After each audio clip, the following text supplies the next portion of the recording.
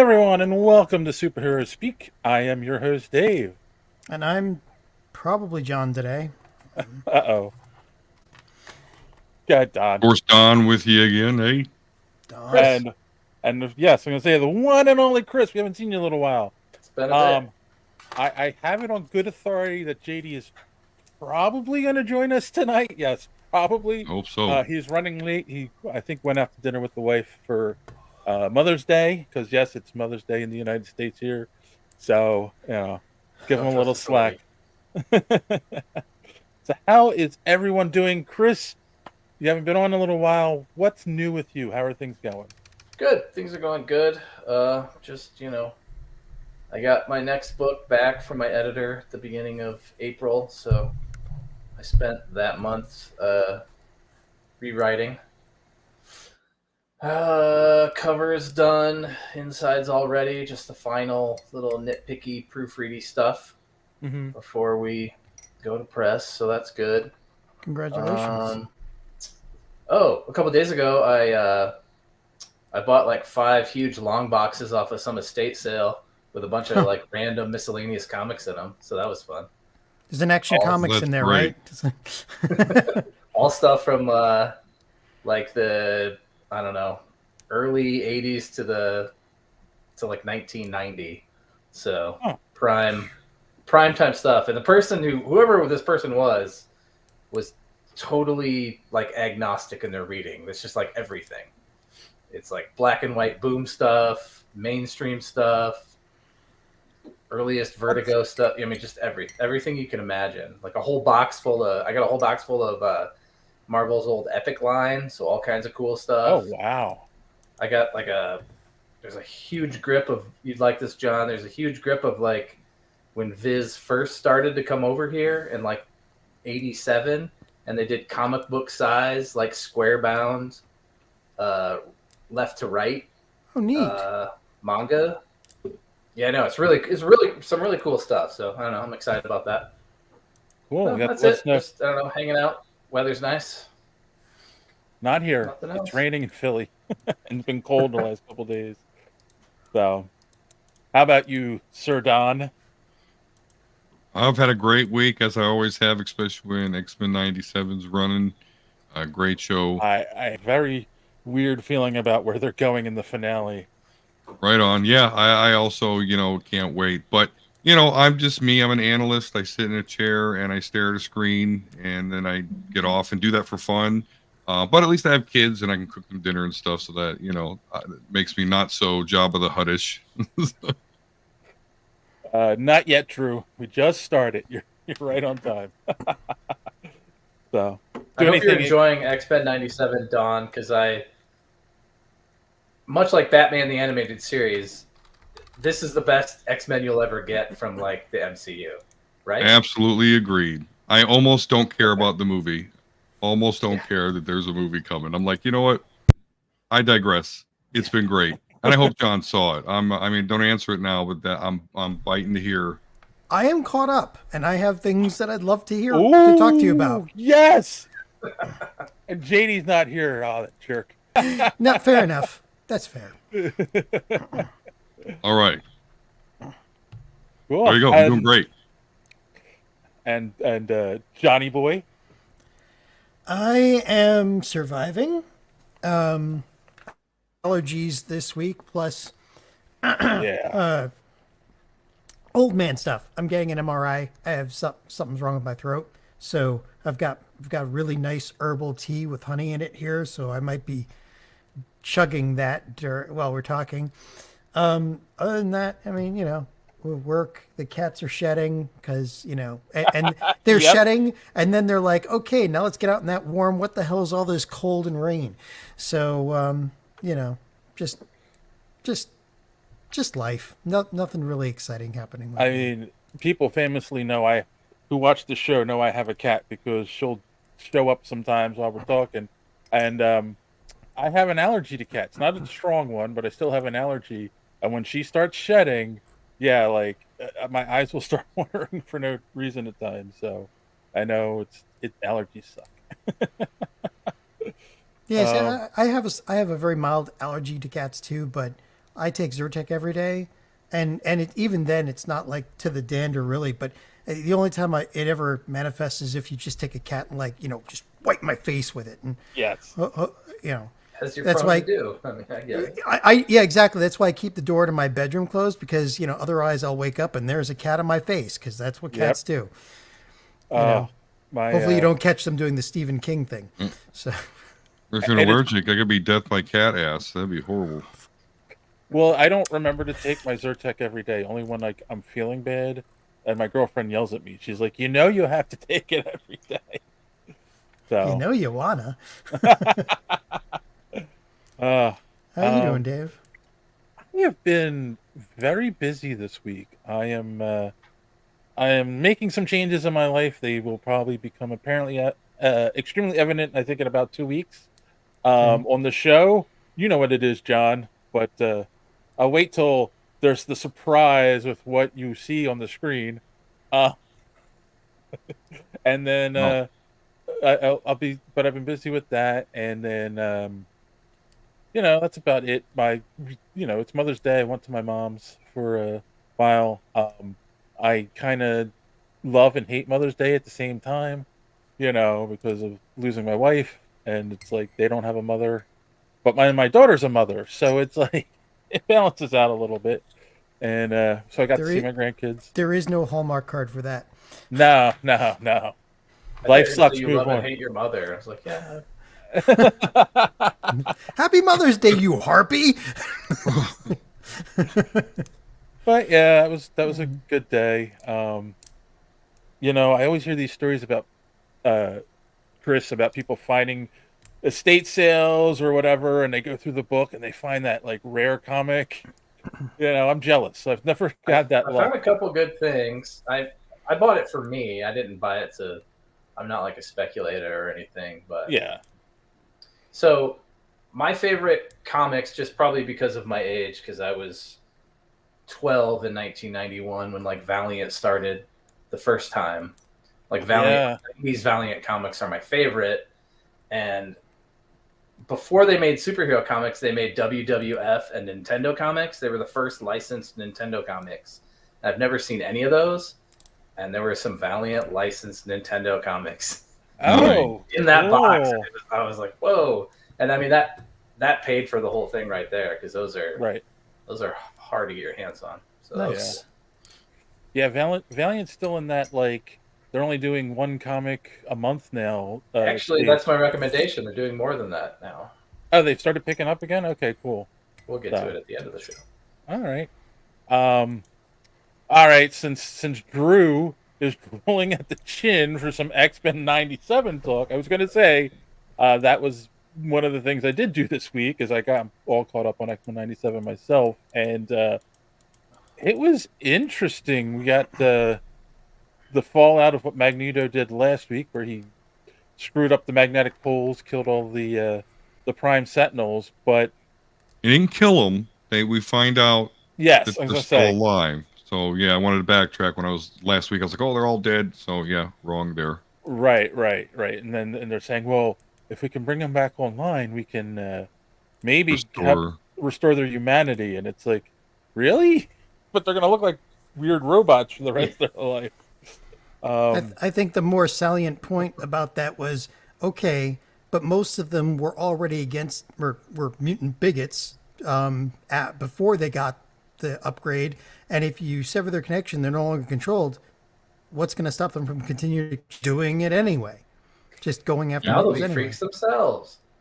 Yeah. Well, that's what gets me. It's like, we don't like non-humans, so we're going to fix that with all these turning humans into non-humans. That's perfect comic book logic. I know, I won't hear you say anything. That's else. the thing. Right, but the people who took the experiment didn't know that was what was going to happen to them. Yeah, and some of them were born. Yeah, well, and the other point is everything else this guy has done has been kind of brilliant, actually.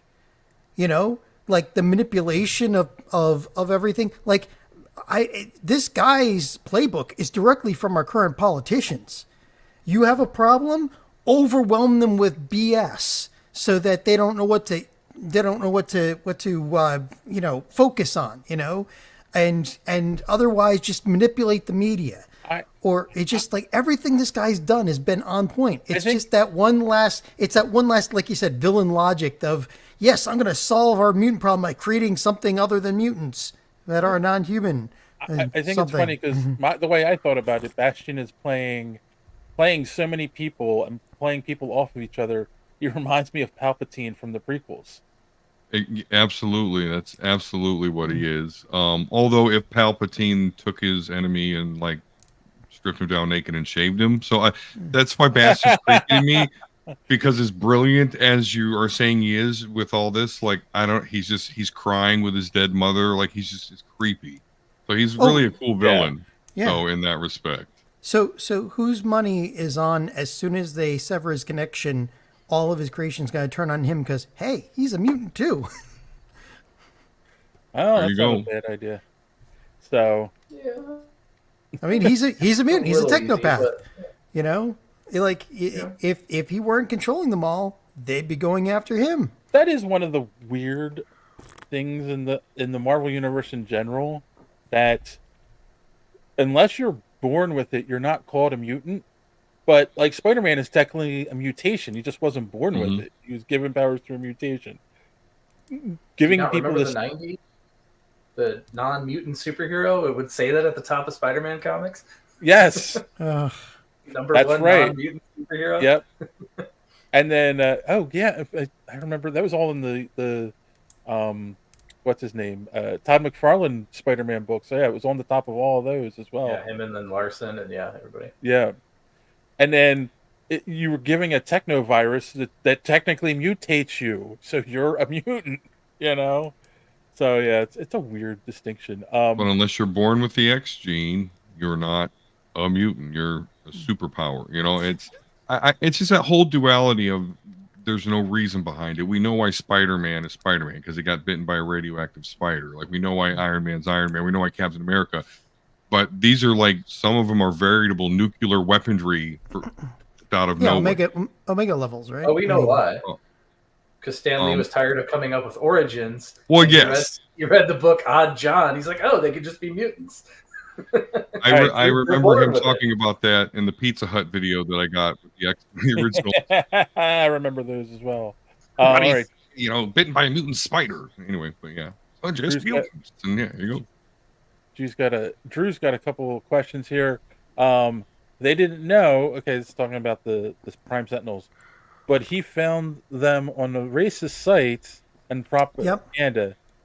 Was Beast Girl racist too? That's interesting. Well, like you said, they don't know they're being converted. Maybe he figured he could plant one right in the middle of the X-Men mansion because she was friendly with Beast. That's the whole thing. She had a connection. So it feels like she picked her on purpose.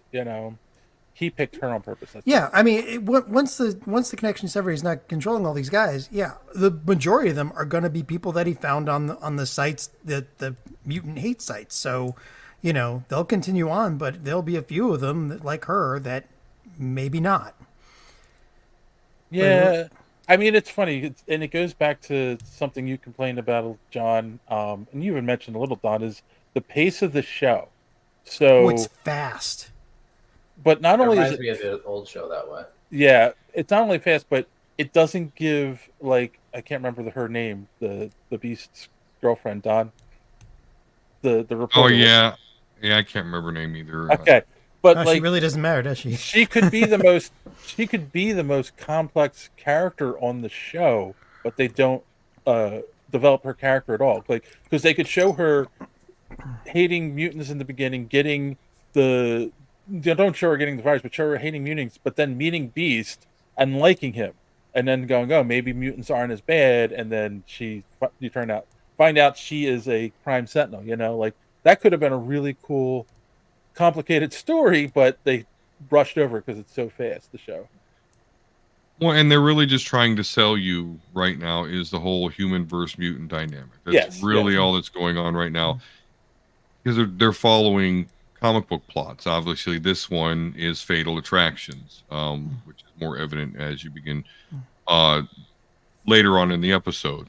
And so, yeah, that we never have that character in those stories. So that's why I get what you're saying. The pacing is fast, but there's just a purpose behind it, and they're just Oh trying yeah, to sell you. Which they did a great job. They begun this episode, no dialogue, just showing you the the anti-mutant people going after Jubilee and Sunspot, showing Right. you Professor Xavier waking up in his broken mansion, which again, he's so rich. Why don't you just go to a hotel? Like, why don't you just woke up in a broke ass house? But anyway, but it just shows you He's where a the state reset. Yeah, I get that. Which he's he's the unsufferable one in Xavier. I'm still with like Magneto. He's always That's been the insufferable one. yes, absolutely. That one line where he just says, "I've been waiting to say this a long time to you." Shut up. I mean, that was the I best know. line of the episode. Everyone loved that. Like everyone, so that's what's so great because everyone is on Magneto's side here, and Professor Xavier really doesn't have like a moral high ground. And that's a Not at little all. bit of a newer take when it comes to mainstream X-Men. So I like that. But hey, Dave, Oh. Drew's comment there. This one? The one above that. Illogical mutants are human. Therefore, humans need protecting from themselves. Masterbold said every AI that will ever be created. Like, I mean, Master Mold decides he wants to get rid of everyone because Yeah, well, they're all because eventually they will all mutate, like, because Right. evolution. That's the one thing I don't get about this universe is how stupid does the general populace have to be that nobody seems to realize, no, this is like the mutants aren't taking over. They're not technically another species. They're an evolution of the human species. So like you can live your life and then your kids will be mutants. Nobody's like it's not like they're coming in and taking land from you because they are you. It's like You don't understand that? How many 80-year-old senators are there? John? well, fair enough. Won't fair get enough, out of the but- fucking way. But and yeah, I mean, like, and we've done it. Human beings have done that to themselves, over and over again. The Indians and the Inuits and like just every we've done it to ourselves all the time. So we're afraid of what we may do to ourselves, I So- guess. But it's just the illogical part of it is just illogical. I mean, it's man, it's comics, but it's kind of horrifying given that in the political climate today that level of illogicity is like I don't know, 10 years ago I wouldn't have, it would be like nah, humans would never do that, we're too smart. Now it's like nope, everything's on the table, man, we are dumb. Both things can be true. Yeah. I don't know. Well, Smart idiots. unfortunately, internet woke up all of us to like how dumb the average human is. Yeah. And so this is like, no, this is not that far fetched, I mean, except for people flying around and everything. But this thing goes hard. Like I caught up on all the episodes today, and I'm like, holy crap! Give me a breather for a second. Yeah, that's meant to be a one at a time, one a week. Yeah. Yeah. But Released today, but yeah. Ooh. if they were to go another 20 episodes, none of them be left. They'd all be dead.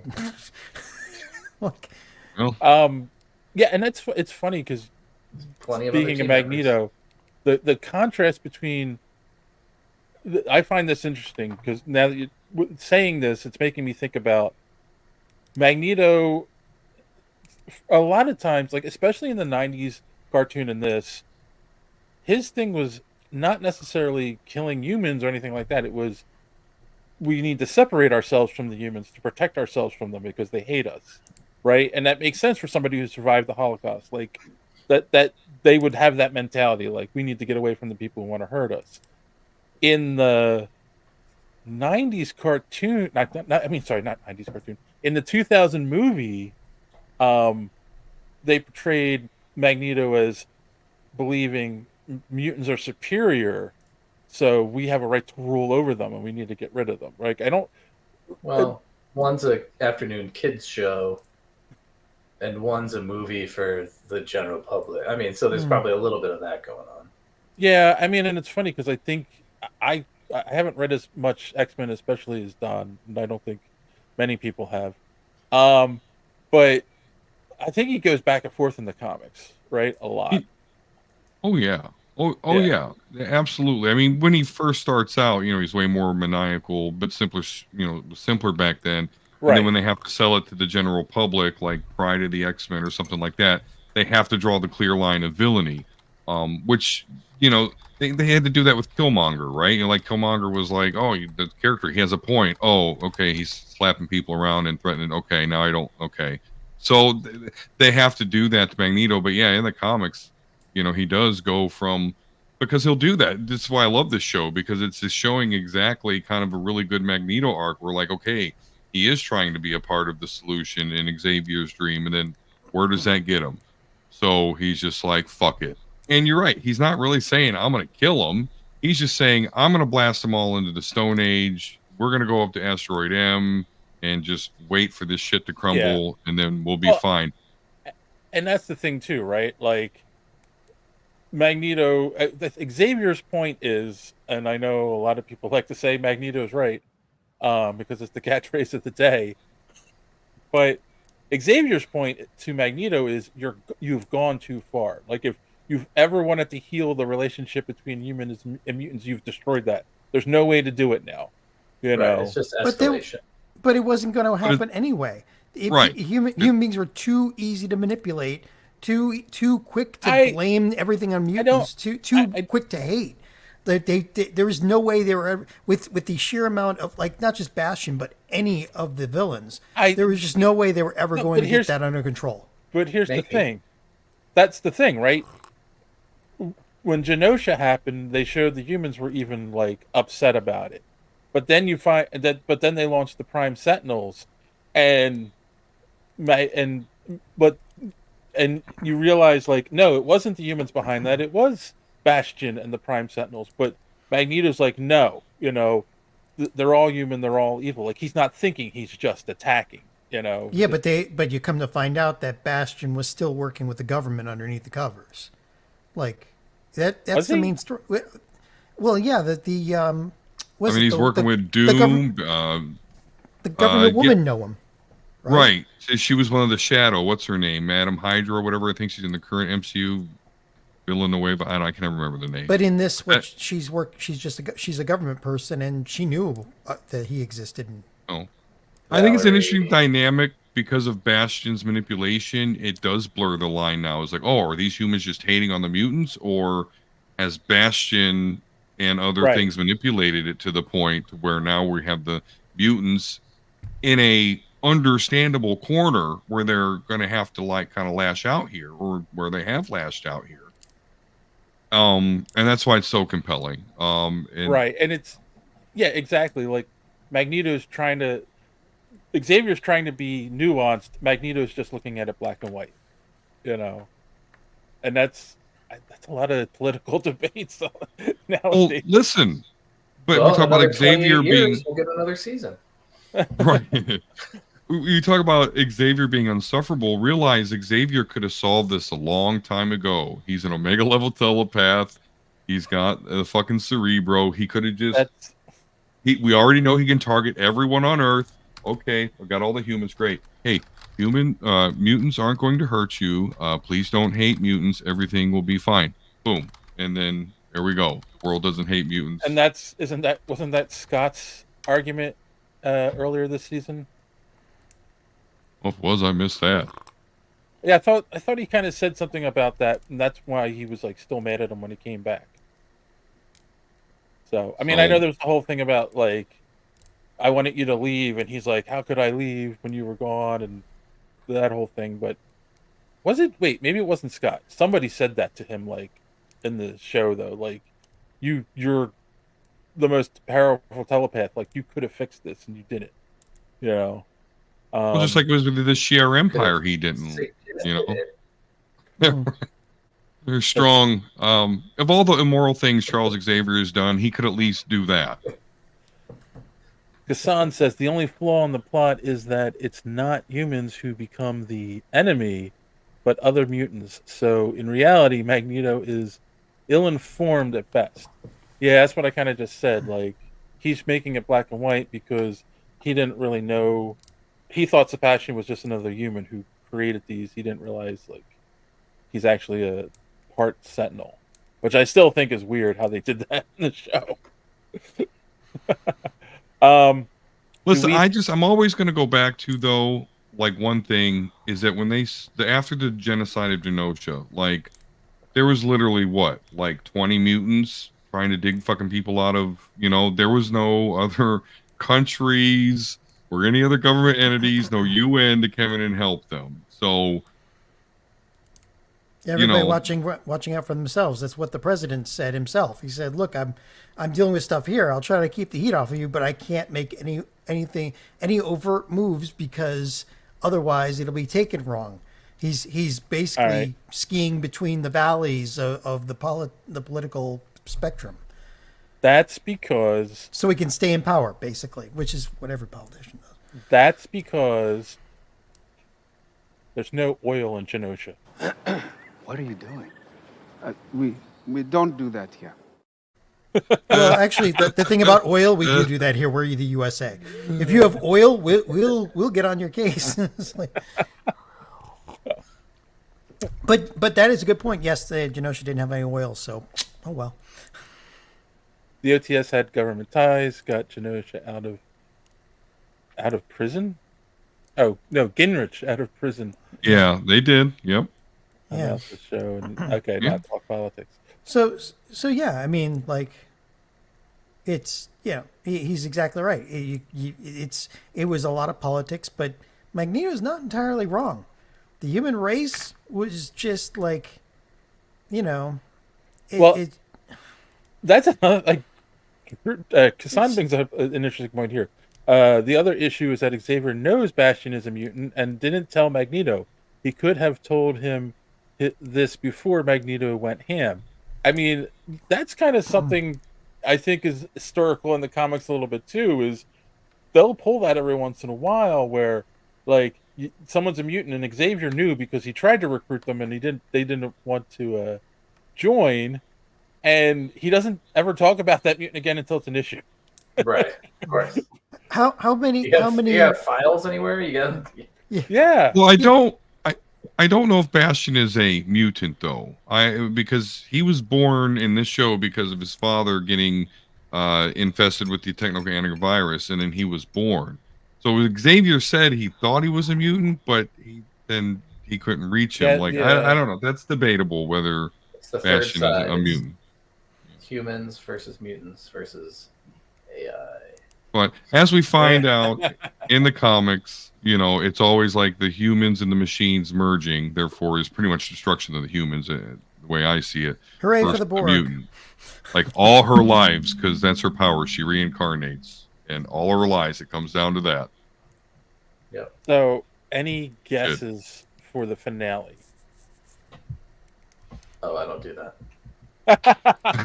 Deadpool will show up. Deadpool from the live action Deadpool will show up. Based on my knowledge of the comics and everything that happened in that last episode, I have a guess, and I don't know how the fans are going to take it who haven't read a lot of the comics. But Don, I want to hear yours first because it might match. Okay, I think we're getting Onslaught. Yes. Yep. Because it was pulling the that would make sense. The adamantium out of Wolverine that made Xavier so mad that it triggered the creation of Onslaught, and that's where they won at the end of the episode. So, Magneto even says the dream is dead in this one, which is a Onslaught line. Yep. I'm not as big of an X-Men fan as you, Don, but I've always thought that the original series, the cartoon from the 90s, I always thought it was like the definitive take because it was like a second draft of the comic books. Mm-hmm. If that makes sense, like story-wise. Mm-hmm. And this is the same way. So if they want to tackle Onslaught and make it a little better, I'd be okay with that. Mm-hmm. Because then we're even talking about like Avengers coming into it. You know, we've already seen a little bit of that already. Well, Cap. I feel that's season 2, Avengers versus X-Men. So let's see, what are the people saying here? Xavier said he went to his house to bring Sebastian to the manor, but his mother would shut the door on him. Yeah, we Because they already hate mutants, like she did too. So Bo said Deadpool was off limits for the X-Men '97 series. Yeah. I believe. Makes sense. Yeah. Okay, so the The one Spot character then. they said was off limits, I think. So Yeah. so the Spot will show up then, from across the Spider-Verse. And humans were going to side with Bastion. Humans will view mutants as the problem and expect the Except the Sentinel Oh. to have authority. Yeah. Sunspot's So- mom said it was Sentinels over her. That was Yeah. true, by the way. So that's really telling, right? When someone's own mom, because there's a mutant, you know, will just let I thought robots take them away. You know? that's right. I was having technical difficulties last week. I thought that was a weird thing in last week's episode because like they came in charging, shooting at them, and then they show up and the other humans are there and like, we're not here to hurt them. And it's That is another brilliant thing that Bastion did, though. Like that alone is so brilliant that wins the war. yeah, Because unfortunately. you don't win a war by making other people your enemy. You win a war by making people think you're doing the right thing, and then doing the boiled frog thing. You know, if And they don't see unfortunately- the bad stuff going on, humans are great at ignoring stuff like that. And unfortunately, Oh, yeah. X-Men comics are always more interesting when they're the underdog. True. Much like Yeah. It's the whatever, cycle. the Rebels. Kassan does have a question. I don't know much about Morph, but his This power one's for actually you, Morph. Sorry. does his power actually grant him the powers of the person he morphs into, because he had Hulk's power. Yeah. But So I it's on my just physical, channel, right? you know, I'm claiming him to be a Mary Sue at this point. Me and Jay over on our show, if you listen to it, we talk about, hey, this is an actual Mary Sue that you could complain about, but nobody Yeah. cares. But yeah, he's way overpowered than any version that I'm aware of. Does he have Hulk's power? He looks like it. Like my example of is he actually taking their powers is like when he turned into Colossus and he was getting hit, it was fucking the sound of metal. So he really seems to be able to take whoever's power. He was doing it with his He doesn't mouth. have to be close to him. He turned into Juggernaut for a second there. Yes, now, he did. I would think like Juggernaut's power is somewhat from the god that gave him the power, which means like because the guy shouldn't have been able to Oh, throw boy, here we him go. if he had really had Juggernaut's power, right? He should have just gotten You can he should have been throw able to run Juggernaut over if he's everybody. not moving. If you're strong enough and he's not moving, his thing is you can't stop him from moving. So Okay. Well, that tracks. And like you said, he had Hulk's power, so he should just turn to Carol Danvers and be done with it. I mean, yeah, Morph is interesting Not- because obviously he's not winning the battles by himself, but just for brief moments, we're seeing him turn into and use all the powers of these people. And this takes place in the '90s, and not Carol Danvers of the '90s is going to Yes, do he's in a anything. coma. oh yeah, Yeah, it's but more the but Rogue got her flight and super strength and everything from Carol Danvers, didn't she? Absolutely. yeah. They had never touched that story in the cartoon though. So he should just turn into Rogue then. Yeah, they and be did. done with it. They did that in X-Men, the original X-Men series. They went back and showed Rogue because it was a whole thing. Because she Oh, I still don't had her remember memories that. in her head. Yeah. Okay, it's been a Was that, while like, since. season 3-ish, maybe. Okay, when I Yeah, started rewatching it, I only got to season 2, and then I kind of stopped. That's off. The But top yeah, of my actually, head. now they say that she may not be in a coma anymore. Actually, but yeah, still, I don't think she has powers anymore. Right. So, yeah, the '90s Carol Danvers is not a match. What did you guys think of the turns? You know, the Sunspot and Rogue, who actually took Colossus's. Rogue is taking Colossus's place in this series from what he did back in the Rogue- Fatal Attractions comic. given Rogue's history and her history with not Xavier, Magneto, hers makes sense. You know, she lost Remy, so Yeah. she's dealing with that loss. She has a history with Magneto, that makes sense. Sunspot, we didn't get enough character development to see, does that really make sense? You know, like, why did he go off with the bad guys? You know, unless he's just a kid who thinks everything's hopeless. Or is the fact that his mother turned her back on him. Like, Yeah, but you know, that doesn't. if you can't but- trust your mom, That'd why make me why go to trust the rest bad of you? guys. Yeah, why trust the rest of the human race if your own mom is like, I'm a bad yeah, guy. you can have my child. Yeah.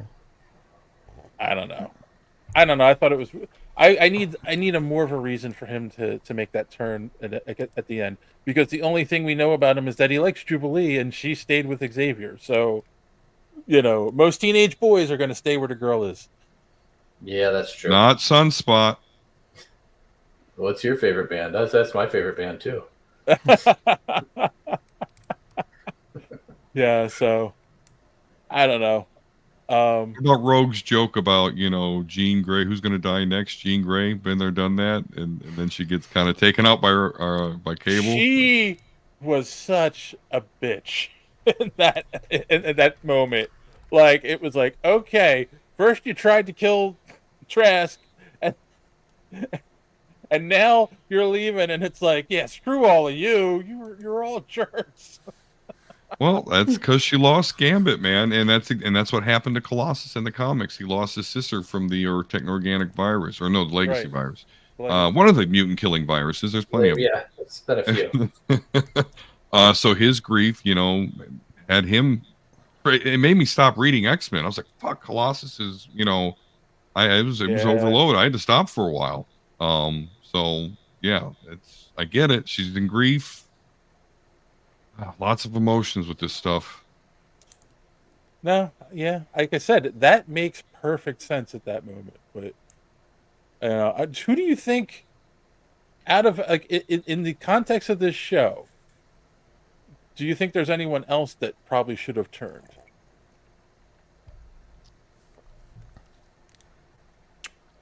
I don't know. Not really, because you got Rogue, Forge. Yeah, no, I don't really. Rogue makes the most sense to me. All the other ones. I know it's weird that they're like with Xavier, because They weren't with Xavier either. Though. Storm's going to be the leader here. Right. Storm's they going just to end up ignored being him. the leader here. Yeah. But yeah, no, it wouldn't. Rogue and Sunspot makes the most sense to me. I think Xavier had to roll his wheelchair over all that rubble himself. you know, because nobody's happy with him. I thought Scott was going to, and I thought that would have been like one of the ultimate twists. Um, I don't know. He's such a Boy Scout. he is a Boy Scout, but at the same time, he's also killed Xavier. Although Exactly. he did He have the shot Phoenix Force. He shot Xavier to give Jean more time when Yeah. he was. When she He was did. away. He did. That was. Yeah. Yeah, he would have been the only other one to make the most sense, but I don't know. That's just never. That this doesn't much have precedent there. Rogue, okay, she was actually in the Brotherhood of Evil Mutants. Sunspot, he was in the New Mutants, which Magneto was like the master of or the teacher of. So Yeah, that's how I see it, anyway. yeah. No, Kassan's right here. Like, but I mean, this show, like the timing of the show is ain't nobody got time for that. We just gonna keep on going with the plot, right? Well, So, because like- it expects you to know that if you saw the diamond shine on Cable, Yes. that he's controlled by Sinister. He was made by Sinister. Right. He was made And by Sinister even because- called him. I'm sorry. Go ahead. I'm sorry. I was going to say, okay, so Kassan asked, I missed how Cable turned against Jean. What happened? It's because, I think it's technically because of the technovirus that Mr. Sinister created. You see the diamond on his head, and part of that allows Sinister to control the mutants that have it. So, But we didn't even see it emerge. We didn't see anything. It's just all of a sudden he's fighting Jean, like, you know, and then cut scene to somewhere else. It's like, yeah, What that's one of happened? those things that like that Don't blink, man. counts on you knowing the comics and how that stuff works in the comics. And once you see the diamond, it's like, oh crap! Like he's under Sinister's control. So I do feel Kinda bad like for a people Sunshine. that that didn't read the comics and know about Sinister because they're probably getting excited when like people land blows on him and he fucking explodes like, oh, Sinister's dead, yeah, like no, no. You could Not at see all. him be you can be just decimated and down to nothing, and no, it's just a clone. Does anybody read a comic book and when they see somebody die, go, yes, he's dead? Does anybody think They that shouldn't. anymore? I mean, it's funny because that's actually a good point too. Because like, not only like you can have a kid watching it who reads comics now, but if they didn't read the comics from the 80s and the 90s, they have no Mhm. idea what's going on in some of these scenes. So, yeah, I think this was made for the comic fans. Sorry, you normies. Well, I think that a new person can still like it Enjoy too. it, yeah. Because J100, who's my co-host, he's not read X-Men, like I said before, and he's loving this. So he's loving everything about it. And that's how I got into comics as a kid. I would get a random issue and say, I don't know anything about this, but it leads me to this, this, and that thing, and I'm just gonna try to figure it out. That was part of why I liked it. All right. And John mentioned jokes. You might want to take his headphones out for a second. So moving on, I forgot. I was going to tell you this story earlier and I forgot. So I had a friend who went to the doctor's, and he's in the doctor's office, and the doctor walks in and goes, "I got bad news. You're going to have to stop masturbating." And my friend goes, "Why?" And he's like, and the doctor responds, "Because I'm trying to examine you." So anyway. I know that. Oh, that's funny. All right, we got just 2 comments on social media madness this week. We're going to do those real quick. The first one is, it's funny that I dropped out and you guys did social media madness without me last week. I had put a rant up, not last week, the week before, or not this past week, the week before, where there's all these people who are talking about the death of the MCU because they had one bad movie and a couple shows people didn't like. That doesn't mean, they're still making money. But there are a lot of, but I posed the question, and I don't believe this, but I posed the question, well, if the MCU dies, was that going to hurt Comic-Cons? And I don't mean like Comic-Con are going to completely go away, but shrink majorly. The smaller ones might disappear, and because if the movies die and there's no big stars to draw, as I say again, the normies, they'll end up shrinking. If you look at the history of comic books, starting in like, or the cons, I mean, starting in like 2005, 2006, they started growing because of the X-Men and Spider-Man movies, and then when the MCU hit, it just exploded. It's crazy. They were not they tripled in attendance in the last 25 years because of all this. And Right.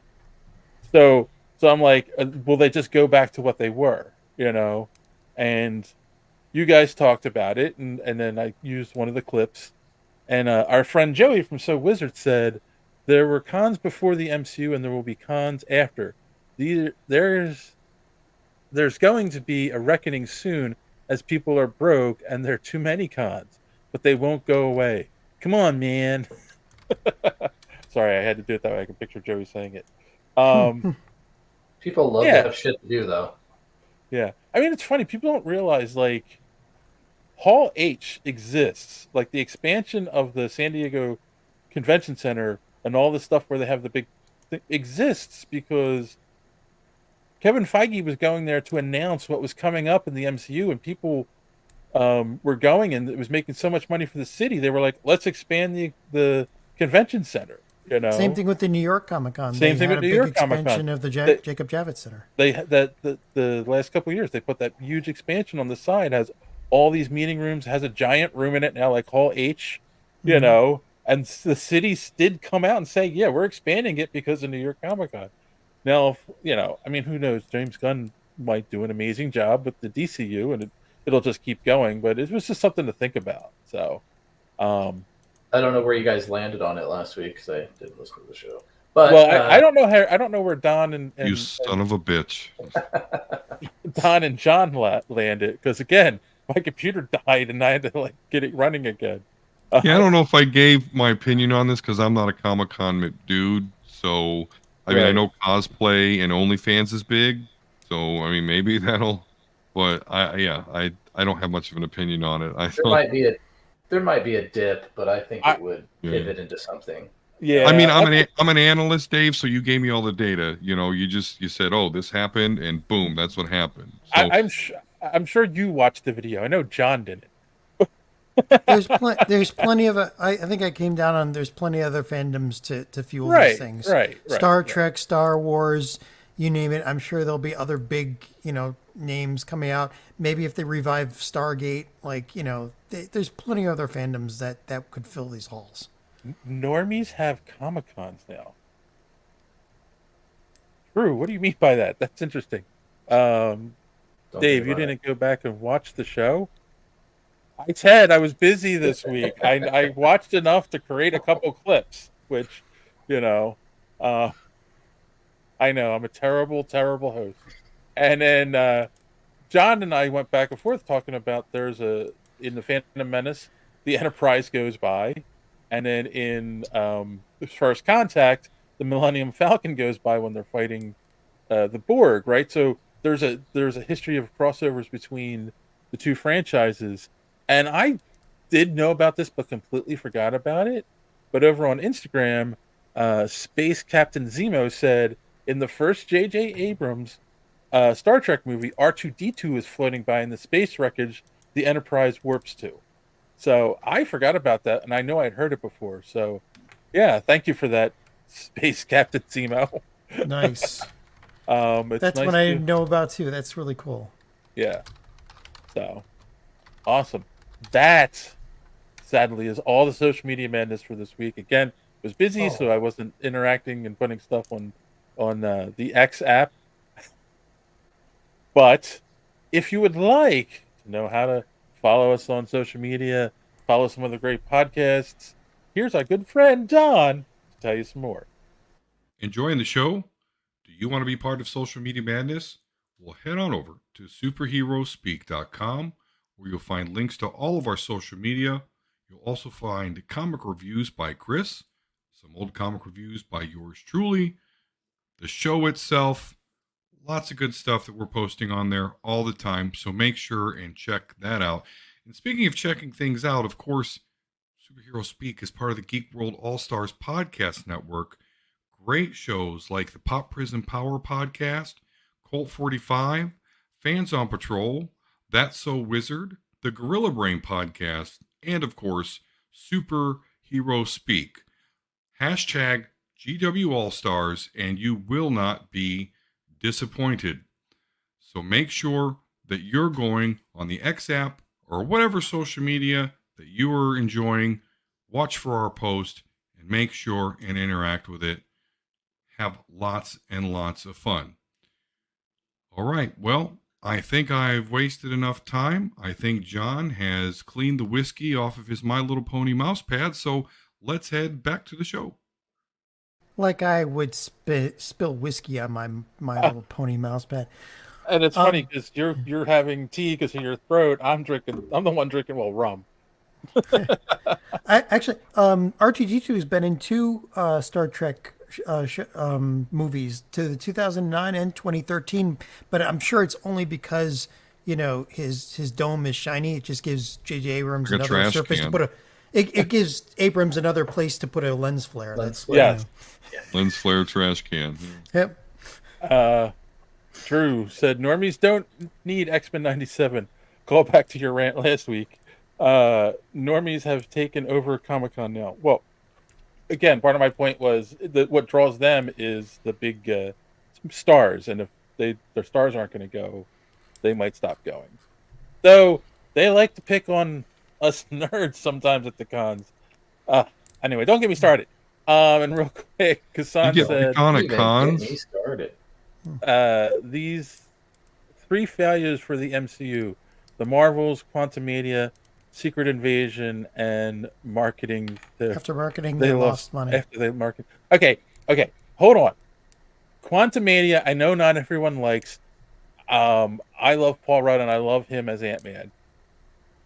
But the point being, it still made money. The only one that lost money was the Marvels. Quantumania made its money back. So, And it's still a crime that the Marvels lost money because it was actually one of the better it ones. was better than Captain Marvel. That's what ticked me off. They made her a better character in that movie, but because people didn't like her as much in Captain Marvel, they just avoided it. So, and coming out right after Secret Invasion was such a terrible idea. Yeah.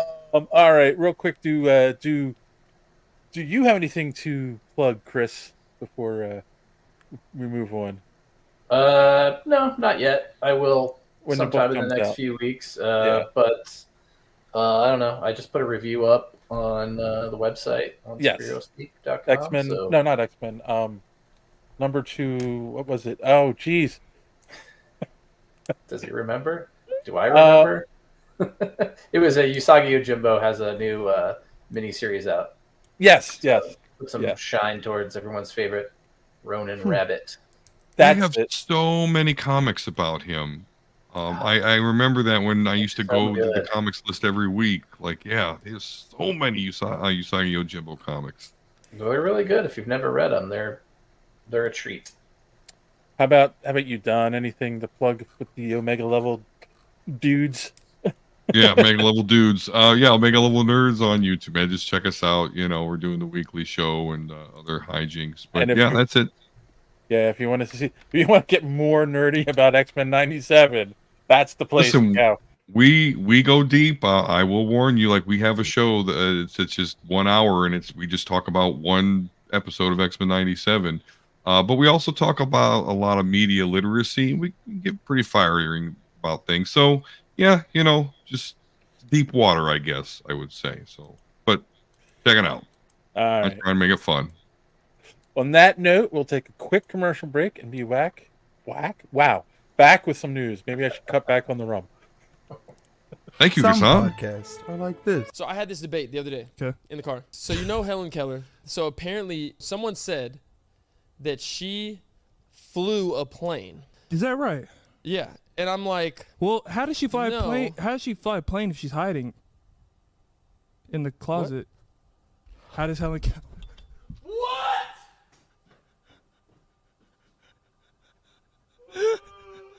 What? you were shut up. Shut up. She got? Did she? I thought she get. Did she get free and then fly the plane? Oh my god. Oh my god. What is happening I wish right there now? was like a live audience and I could ask them, does he even deserve me to continue? Oh my god. I'll give you one more chance. Helen Keller. What is she known for? She wrote a book in the attic. That's Anne Frank.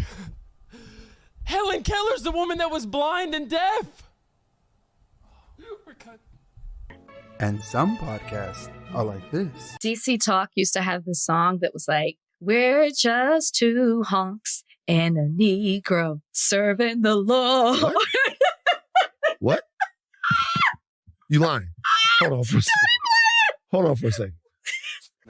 When you really break it down, we're just two honks and a Negro serving the Lord. We're just two honks and a Negro singing our song. Bruh. See what I'm saying? See what I'm saying? But only one podcast is where you can get in-depth analysis like this. And murder them like they are getting like emulted, like they're being burned the fuck alive. And they are literally turning to ash It from. was Thanos snap. They're like, But it was two butt cheeks instead. Yeah, two butt cheeks of our Lord. and Thanos Savior. clapping. You are now listening to Cult 45. This is Beat 'em Down. And I'm Random Randy Savage. Find us on all your podcatching apps like Podbean or Spotify, and follow us on Twitter, Instagram, and Facebook, or just go to www.cult45podcast.com. Also, check out our YouTube for that sweet, sweet video content. Cult 45, the only podcast that puts hair on your chest. I love Randy. I have been catching up on their podcast, and it's funny because like they'll do a show or they'll shoot show where it's a movie where it's like a mainstream movie, but it's older. You know, the original Ghostbusters, they actually just did one, Ghostbusters 2, when Frozen Empire came out and all that kind of stuff. But then everyone says do a movie like that. Like I've never heard of it. I'm not gonna go watch it, but hearing them talk about it, it's like it's hilarious. And also, I forgot real quick. I'm supposed to do this between the two breaks. If you're watching right now and you're not, please hit that subscribe button, click that bell for notifications so you don't miss when we go live on Sunday nights and all our other great content we're putting on the channel. Plus, please smash that like button because it really does help with the algorithm. So, all right. First bit of news is a little bit of sad news. John's favorite producer and director of an X-Men movie has passed away. Fantastic Four. Oh, I'm sorry. Yes, of the Fantastic Four, the unreleased movie. Roger Corman has passed away at the age of 96.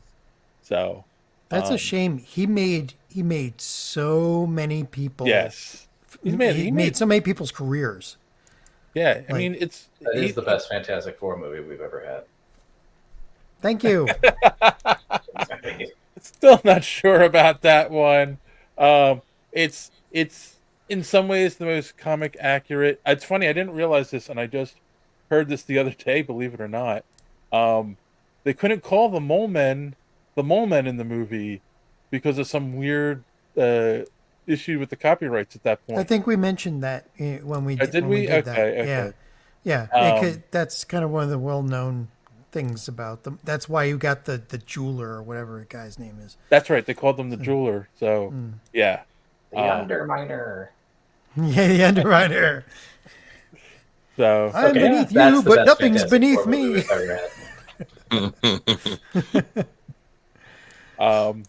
Yeah. I mean, it's funny because that is the movie where he most touches nerds, but like he was a producer on Apocalypse Now. You know, like he helped create some great movies, but also made a lot of weird B movies as well. So he was an interesting man, and 96, that's a good run, you know? So yeah, rest in peace. You guys have anything you want to say besides the Fantastic Four love? He gave us Sharktopus. Yes, that's another one of those weird movies that he produced. So from the heyday of this was a Sci-Fi Channel thrillers, which was just awesome. Just garbage movies that were just fun to watch. Sharknado. I don't think he did Sharknado, but he definitely did Sharktopus. You talked about those weird sci-fi movies. Yeah, I saw a thing with what's his face, Knight Rider and David Hasselhoff. David Hasselhoff. Oh, the Hoff. Yeah, the Hoff. He was in again. It's just one of those weird movies. He was one of the Piranha 3D or something, and that was a made for like sci-fi. 3D. And they were interviewing him, and they're like, "What did you think of the first one?" And he's like, and he was, yeah, that's right. It was 3D. He was like, it was good, and it's like, you've never seen it, have you? He's like, nah. He did Death Race. He did Death Race 2000 too. Michael Caine famously said about Jaws 4, "I've never seen it, but I've seen the house that it built." Oh my god! Jaws 4 was that was Roger Corman's claim to fame, though. Like a shoestring budget, and like you get everything done in I think it was like 4 or 5 weeks, and that's it. Unfortunately, that's why they hired him to do the Fantastic Four. Yeah, because they had no intention of releasing it, but he could get. So they wanted to find somebody who'd take the least amount of money from them, and well, that's Roger Corman, because Uwe Boll wasn't available at the time. So say what you want. There was a Nintendo game made from Jaws 4. Oh god, give it that. There were a lot of bad video games made back then. Is that buried next to the ET one? They were made by LGN. Yeah. All right. Let's see. Oh, we got a live action Galactus cast. Ralph Ineson, is that how you say his name? Ineson will play Galactus in the upcoming Fantastic Four movie. So we're actually going to get Galactus, not a cloud. Yes, I hope it's I was just a going to big- say, what kind of big cloud is guy he in going a to purple hat and shorts. Come on. So okay, so that's my thing. Here's my A question. G on him somewhere. Just put a whole bunch of gauze on him and then just use the fuzziest, the softest filter, right? Have we gotten to the point with comic book movies getting more and more like the comics as opposed to just inspired by, that fans are going to accept Sometimes. a giant guy with a purple hat eating planets? I hope so. They accepted Ragnarok. They accepted Guardians of the Galaxy. So yeah, and plus, if you look at this actor, like his nose on down, that's totally Galactus. But his eyes, like he better be wearing a mask because he's got like puppy dog, bad little eyes there. They've usually got the thing over the top of. Yeah. I've never seen the whole movie, but I've seen parts of the Green Knight that he's in, and he wears a mask through most of that, and he has such a deep, commanding voice. It's like, I think he was That's cast for his voice, which is that's fine. But that's another thing. He could be mostly CGI, and he's just the voice of Galactus. But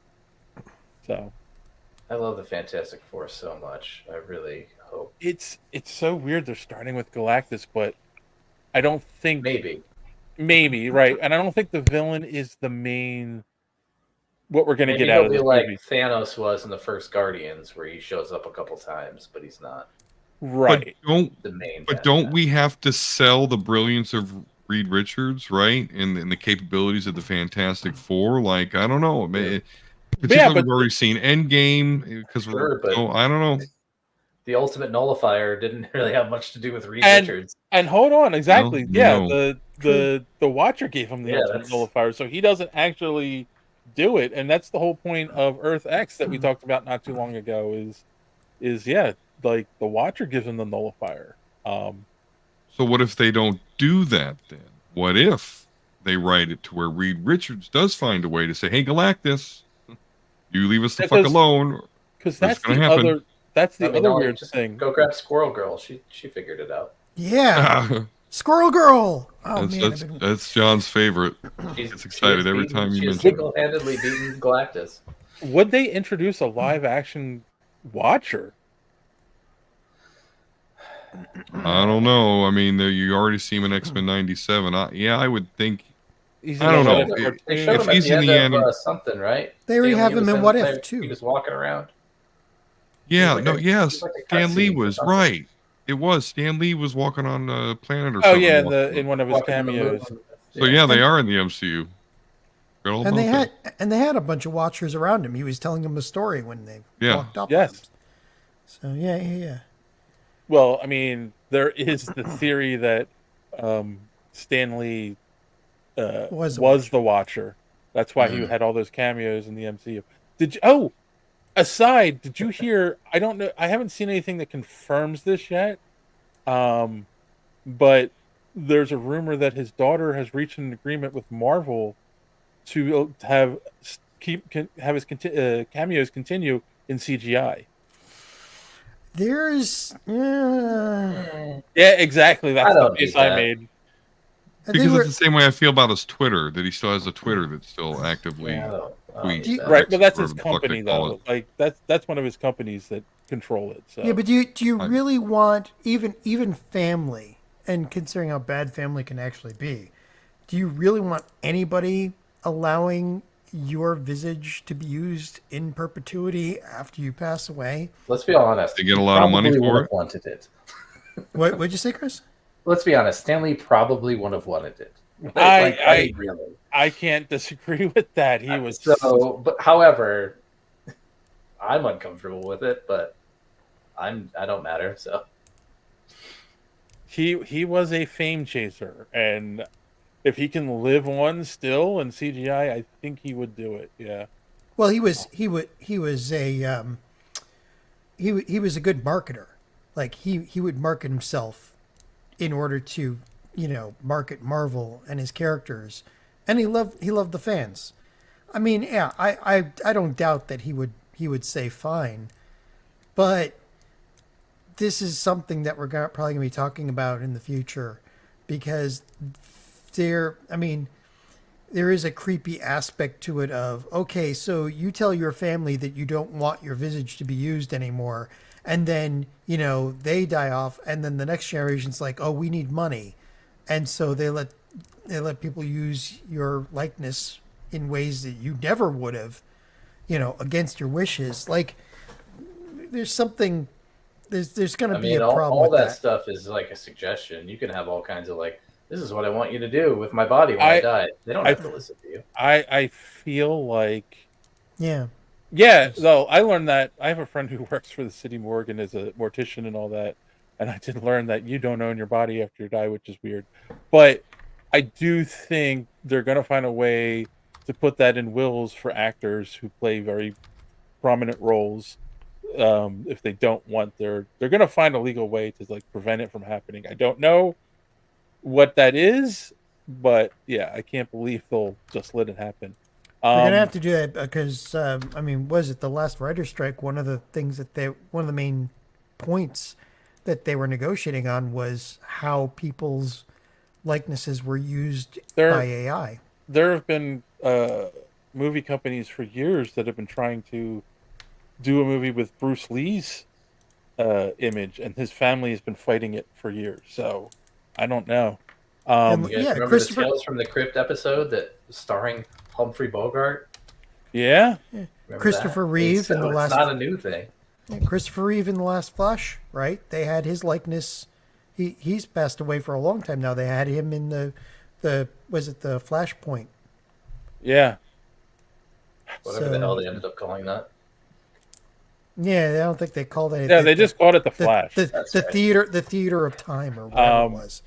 Yeah. Son asks, can't the Watcher take any form? He doesn't in the comics. He's always the guy with the giant bald head. So I My can't wife's think of like afraid of the way he looks in the comics. Just a side note. All right, he wants to distract us. Hey Don, can you give your opinion about the proposed Shogun season 2 when you have a chance? I mean, my opinion is if they go beyond the book, that's kind of lame. But at the same time, is there? Okay, great. Because I think where they left the show, I wanted to see a big, huge samurai battle, and they built right up to it. And I get it. He prevented all that with all his politicking, and that's cool. And the smart side of my brain is like, oh, look at that. He's so cool. Toranaga's awesome. But the stupid side of my brain that wants to see the boom, boom, pow is like, well, wait a minute. Where's my big samurai fight? Like, come on. Yeah. So that's my opinion. If they're going to bring me a big samurai fight, then let's do this. All right. Because it was a great show. Yes, it was. Let's bring it back to the article real quick. I am optimistic about a live action Galactus, but I'm going to wait till I see an image of it. Pretty much. I'll wait till the movie. Yeah. I'll be nice. John, it's a shame JD's not here because this is the stuff he loves. John, you brought this to our attention. Disney, Max, and Hulu are going to form a bundle package for streaming. I saw that. So Hulu's pretty much just Disney by now anyway, right? Mm-hmm. Yep. Okay. It's always been their outlet. It's always been their outlet for like. Well, it used to be owned by multiple. Like it was a share. It was a joint venture, and now it's basically just Disney. Yeah. Right. They bought out the remaining shares. Yeah. They had controlling share before that anyway. So. But the Max thing is the big. That's interesting because then you'll be getting DC and Marvel movies on the same service, right? But this is the only way that's going to happen. Look, they invented cable TV. Wow. I was going to say that. Yes. Like you're going right back to it, And here's the thing. Like I checked my records. I pay for Max. I pay $16.95 a month. For Hulu, I pay $8.47, and for Disney, I pay $11.66 because I got Hulu. I got the Hulu Disney package. Okay.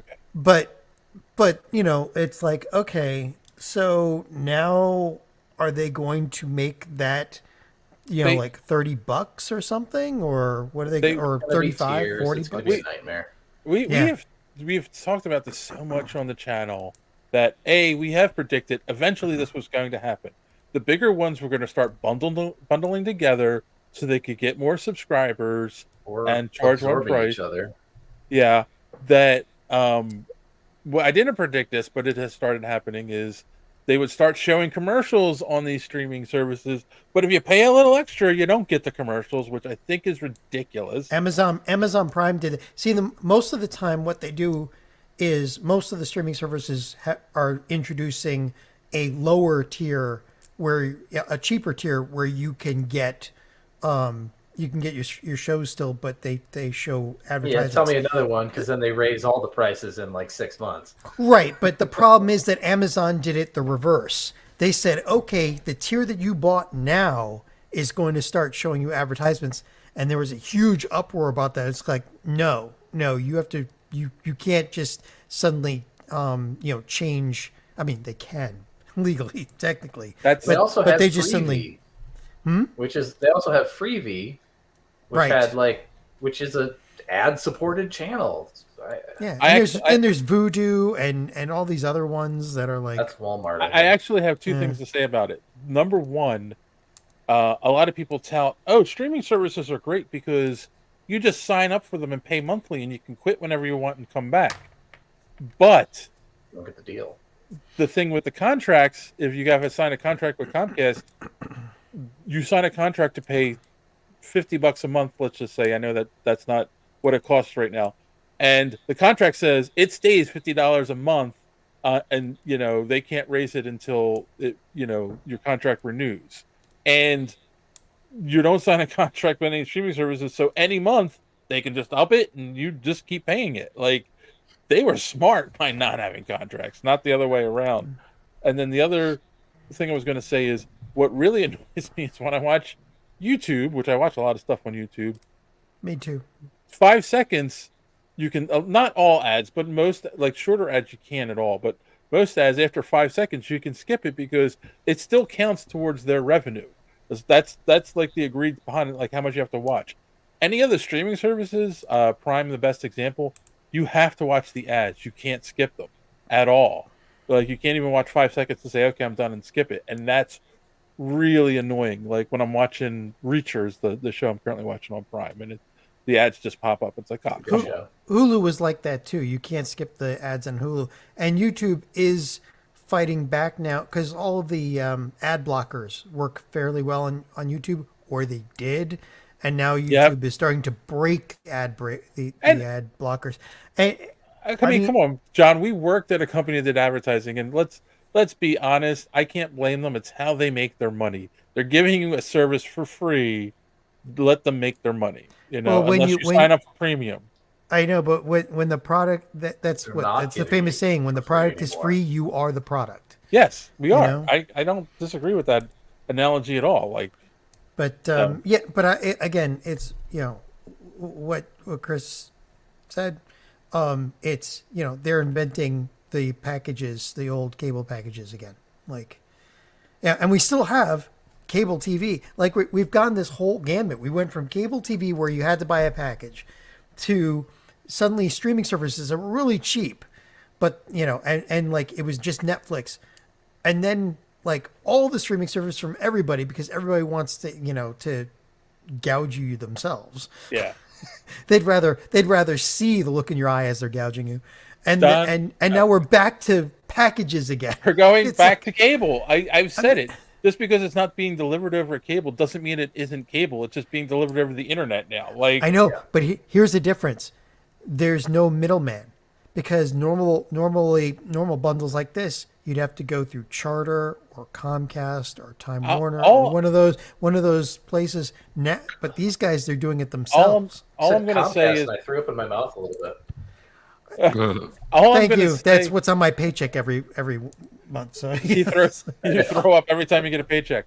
All I'm going to say is, like, what this is really going to mean is when they start bundling like this, all of this, like, Paramount and what's the other one? Peacock, like, they're either going to bundle together or die, because someone's going to go, oh, this gives me everything from Warner Brothers, everything from Disney, everything from Marvel, everything. Like, that's good enough. I just need the one. I'm gonna sign up and everything Hulu. So like most of the stuff that's been on TV currently, that's all I need. I don't need to sign up for anything else. And then How many Peacock's people gonna you be know like, don't even think about it that far? They just have Netflix, and I'm like, hey, have you seen yeah. this show? And they're like, is it on Netflix? I'm like, no. They're like, I guess not. I pay Doesn't even 24.30. matter. I pay 24.37 a month for Netflix. So Yeah, that keeps going up too. no, they keep raising that, was and that's less and getting to a less point where stuff, it's and It was Yeah. $12 when I first signed up. Yeah. You know, I used to get Don, 8 used to be DVDs in the lowest mail, tier. man. Yeah. Me too, Chris. Yeah. Don, you're being quiet. Do you have anything to say about the streaming wars? Oh yeah, I mean, well, corporations are going to do corporate shit, so yeah, Yeah. here we are. But I think the major ingredient that maybe we don't talk about because we're past it was COVID, right? Like that, hyper developed the need for these streaming services. There was content that didn't have anywhere to go that was going to be seen because we couldn't go out in public. So I think that affected this greatly. So we did see that great big bang expansion again brought about by the pandemic, and now we're just seeing things shrink. But we have to be careful here because we've got antitrust laws, and that's all I think this is. I think this is the skirt around antitrust laws with Disney. Okay, we can't own Warner Brothers in DC, or else this is going to get us some scrutiny. No. So let's go this route. Let's be I think- partners. Well, technically, Don, the antitrust laws have been pretty much ignored for the last 50 years, which is why we're in where we're now. Just recently, the person was put in charge. I forget her name. Was put in charge, and they're starting to actually, put down some action. But you're right. Like, in addition to the pandemic and all of us being home and the movie theaters being closed, fueling the this boom in streaming services, it also tightened the venture capital market, which means that now the venture capitalists are all asking to see actual receipts and returns. Yes. And that's what's starting to tighten these guys into, well, none of them are really profitable yet. So they keep saying, "Oh, we'll be profitable in 2 quarters, this quarter," but they're not really profitable yet. So except Netflix, I think Netflix is profitable. Because But the that's problem it. is that they're all backed by studios, by big studios. That's why they can get away with not making money right now. And it's funny because you mentioned the pandemic, Don, and I keep seeing articles where it's like people would rather just wait and watch stuff on streaming. But the problem with that is people don't realize this is it's like one of two things is going to happen. They're going to start doing first run on the streaming, but charge like $50 for it, right? And then people are going to go, well, I'm not going to pay that. I'll just wait till it's free, and it's going to kill theaters. And then what's going to happen? Yeah, they'll have streaming, but they'll get 2 new movies a year from each channel because it costs money to make movie people, and that's why you've got to go to the movies and pay the money, like because that's how they make their money. That's how they get more money to make another movie. Not like they're not just taking the money from the movie and hoarding it and being like, oh yeah. So, movies aside, TV has changed drastically. Dramatically. Like everything is 10 episodes. And, at the most, that's like a luxury if you get that many. I mean, things used. And now, like, you have to have the whole season's written before they start filming anything, which is crazy. You used to write 3 or 4 episodes, and then they'd start filming the show, and you'd be writing the show as it was happening, and you could adjust to things like, wow, really, nobody likes this character, nobody likes his story arc. This guy doesn't want to be on the show anymore. Things could be fluid, and you know what I mean. I don't know. And that's why we get these shows that are like a single story arc, and it's just like, what was that? It was just boring. Well, that's an interesting point too, because that's like people who don't understand how TV worked until we got this point, and that's like regular terrestrial TV. The shows that we're watching more, they were getting more eyes on it, so they were getting more advertising dollars. The ones that people weren't watching, it's like, we're not making money off of this, it gets canceled. but that's also why we had 26 season episodes, because it's advertising. Now we're at the point where it's like, how do they track what shows are making money for these streaming services? I have no idea what the formula for that is, other than seeing what people are watching, thinking that's what bring people to sign up, and then going, okay, you like these shows, so this is what we're going to give you more of. But shows How just accurate is can't. that? Exactly. If I And pay for Netflix and then my wife like watches something and I don't even use it for like a month, Yeah.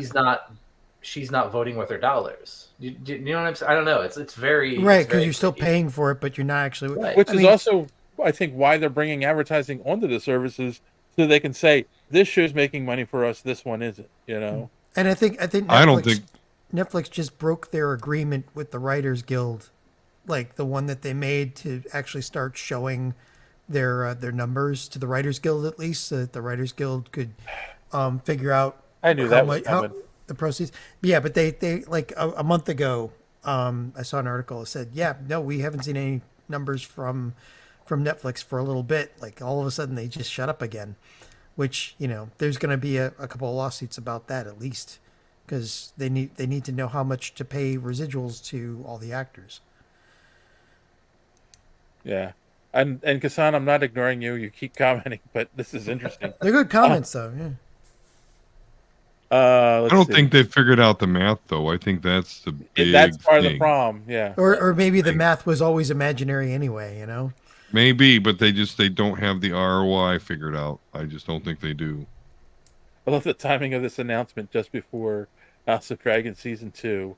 I agree. I'm also happy to learn that I'll just be able to have Max bundled in with my already Hulu and Disney. So, and House of Dragon is going to be freaking sweet. So We'll see how much the bundle costs, right? Because it seems like every time they do something and say, oh, the customers will save money, suddenly you're For paying your more. convenience, it's now $90. Yeah. The You're paying a convenience fee, basically. but Max is not in demand though, so I don't know. That's a bold move. I watch a lot of stuff on Max. A lot of all the old Godzilla movies are on Max. Like, you know, there's a that makes sense for you. Yeah. Yeah, but there's a lot of I find that I watch Max and Netflix, and then Crunchyroll the most, and then and YouTube a lot. I've gotten to the point where I find I watch Prime and YouTube the most. So, San says the new contract with the writers is how many minutes a show is streamed compared to the total streamed minutes. Okay. But yeah, apparently they didn't even show them those numbers, right? Is that what the article said? Yeah, they missed their mark. They haven't shown them the numbers that they're supposed to. So there'll be lawsuits soon about that. Realized. It's going to be Why would they? They interesting. don't pay their taxes either. Who pays taxes? Come on. Oh, wait, I'm sorry. Was that out loud? It's already in the middle of May. Just an observation here, and you guys I'd like to hear your talk on it too, because I know we got to get off this topic and go to the next one. So I just got a new patio door put in, and part of that was I had to move everything around, and one of that was unplugging my cable box. Well, without the cable box, my cable downstairs doesn't work either, because that was the main and the bottom was satellite. So I haven't had a cable box running for a month, and I haven't missed it at all. Yeah. I'll tell you, I haven't had cable for years at this point, man. It's Hulu and Disney Plus, a little bit of Netflix. I work for Comcast. I pay $36 a month. Right. That's exactly why you have it. Yeah. Right. Like it's $36 a month for like almost everything. But like if I were paying $100, I mean, people at work know about this podcast. So like, I mean, I really shouldn't say anything except that this is probably what every cable company is fighting. Well, there's so much like it's a smorgasbord. You know, you can get your entertainment anywhere now. So you know what I miss most about cable? The local channels, getting the local channels. Like I have yet to. You can get an antenna and hook it to your TV. I know, absolutely. Well, I'd have to where I'm at, I just have one that I stick out the window and it kind of works, but I really just need to put an antenna on top of my house and get a good one. And then I come from the generation that grew up with antennas, and it's not that easy. A good storm, or the antenna falls down, or it gets turned just a little bit. Everything's fuzzy. The digital ones are better. I was about to say the digital ones. Yeah, it's a digital so signal. much better now. Oh yeah, it's one or zeros. Stick That's them on a it. window. They're just like sticky back. My brother. So and my you're mother saying I'm both too have them. old? I've missed the newer digital. Yes, and they're not that expensive either, right? So yeah, but they have the one. old. I'm sorry, they have one now that has like a Roku built into it as well. Like you just connect that to your TV, you got a Roku and a digital antenna, and it's like that's awesome. But aren't the digital antennas through cable? Are you talking through cable, or are you talking about? No, it's just picking up the digital signal. Okay, the digital signals. If I remember correctly, the digital signals use higher frequency bands. Yes, and those travel a lot. Yes. A lot shorter distance. You need to be 50 longer. miles. You need to be about 50 miles from the source in order to like guarantee a good signal. Yeah, but the originals you could get, like I could get New York channels in Connecticut, and that was in the 70s. And that was 200-300 miles. But they have better ones now, Don, too, that go farther than. Yeah, I need to look into it. But of course we don't. But you know what? We found ourselves not caring so much. That's the point, though. Yeah. I got one of those for my mom for her birthday, and it's like amazing how many of the channels it picks up. So Kassan says I'm 5 years too late. I know. Yeah. When you get if I could have that for $36, I would too. Like then I might be excited about the Oprah channel or whatever's out there, But that's just it. There's nothing there that you don't get from the other streaming services. Exactly. That's the thing that bugs me. If it's not on a streaming service, or it's not on, your local sports or whatever, because I do occasionally still watch the Eagles. It's like, who cares? I don't want the Oprah channel. I don't want the Food Network half the time. Like, it's just ridiculous. And when you can go onto YouTube and find like somebody doing a recipe for you, you can watch Giada De Laurentiis on YouTube. I mean, it's like, it's just, and on regular cable, I mean, what's it going to be like? You get to an advertisement, it's like, okay, skip. It's not skipping. That's right, because it's all linear and you have to wait. It's so funny. One of the main things I've been watching lately are British panel shows that are on YouTube, right? And then there's another Graham Norton. No, Graham Norton. Yeah, that's a good one. Though. I do watch Graham Norton. That's a talk show, but a panel show like it's the premise is like a game show, but it's really a bunch of comedians and actors that get together and they're just being entertaining and funny, answering. You mean questions. Whose Line Is It Anyway? I was about to say you're talking about Whose Line Is It Anyway? Like so one of my they favorites. do the dating game in America, and it was just comedians that would come. Right, they weren't really competing for anything. Right. If you watch 8 out of 10 Cats or 8 out of 10 Cats does countdown. Whose Line Is It? And it's not to tell the truth, but it's the same kind of premise where, like, they tell a story and it's either a lie or a truth, and you have to figure it out. But they're hilarious. And then like there's a channel that just streams G.I. Joe, the original '80s cartoon, 24/7. Like that's all I need, and I'm happy. Like, and here's the thing that Kassan actually just kind of alluded to, is that kind of thing. Like, okay, one of the most popular shows ever, Mystery Science Theater 3000. Everybody's heard of it at least, right?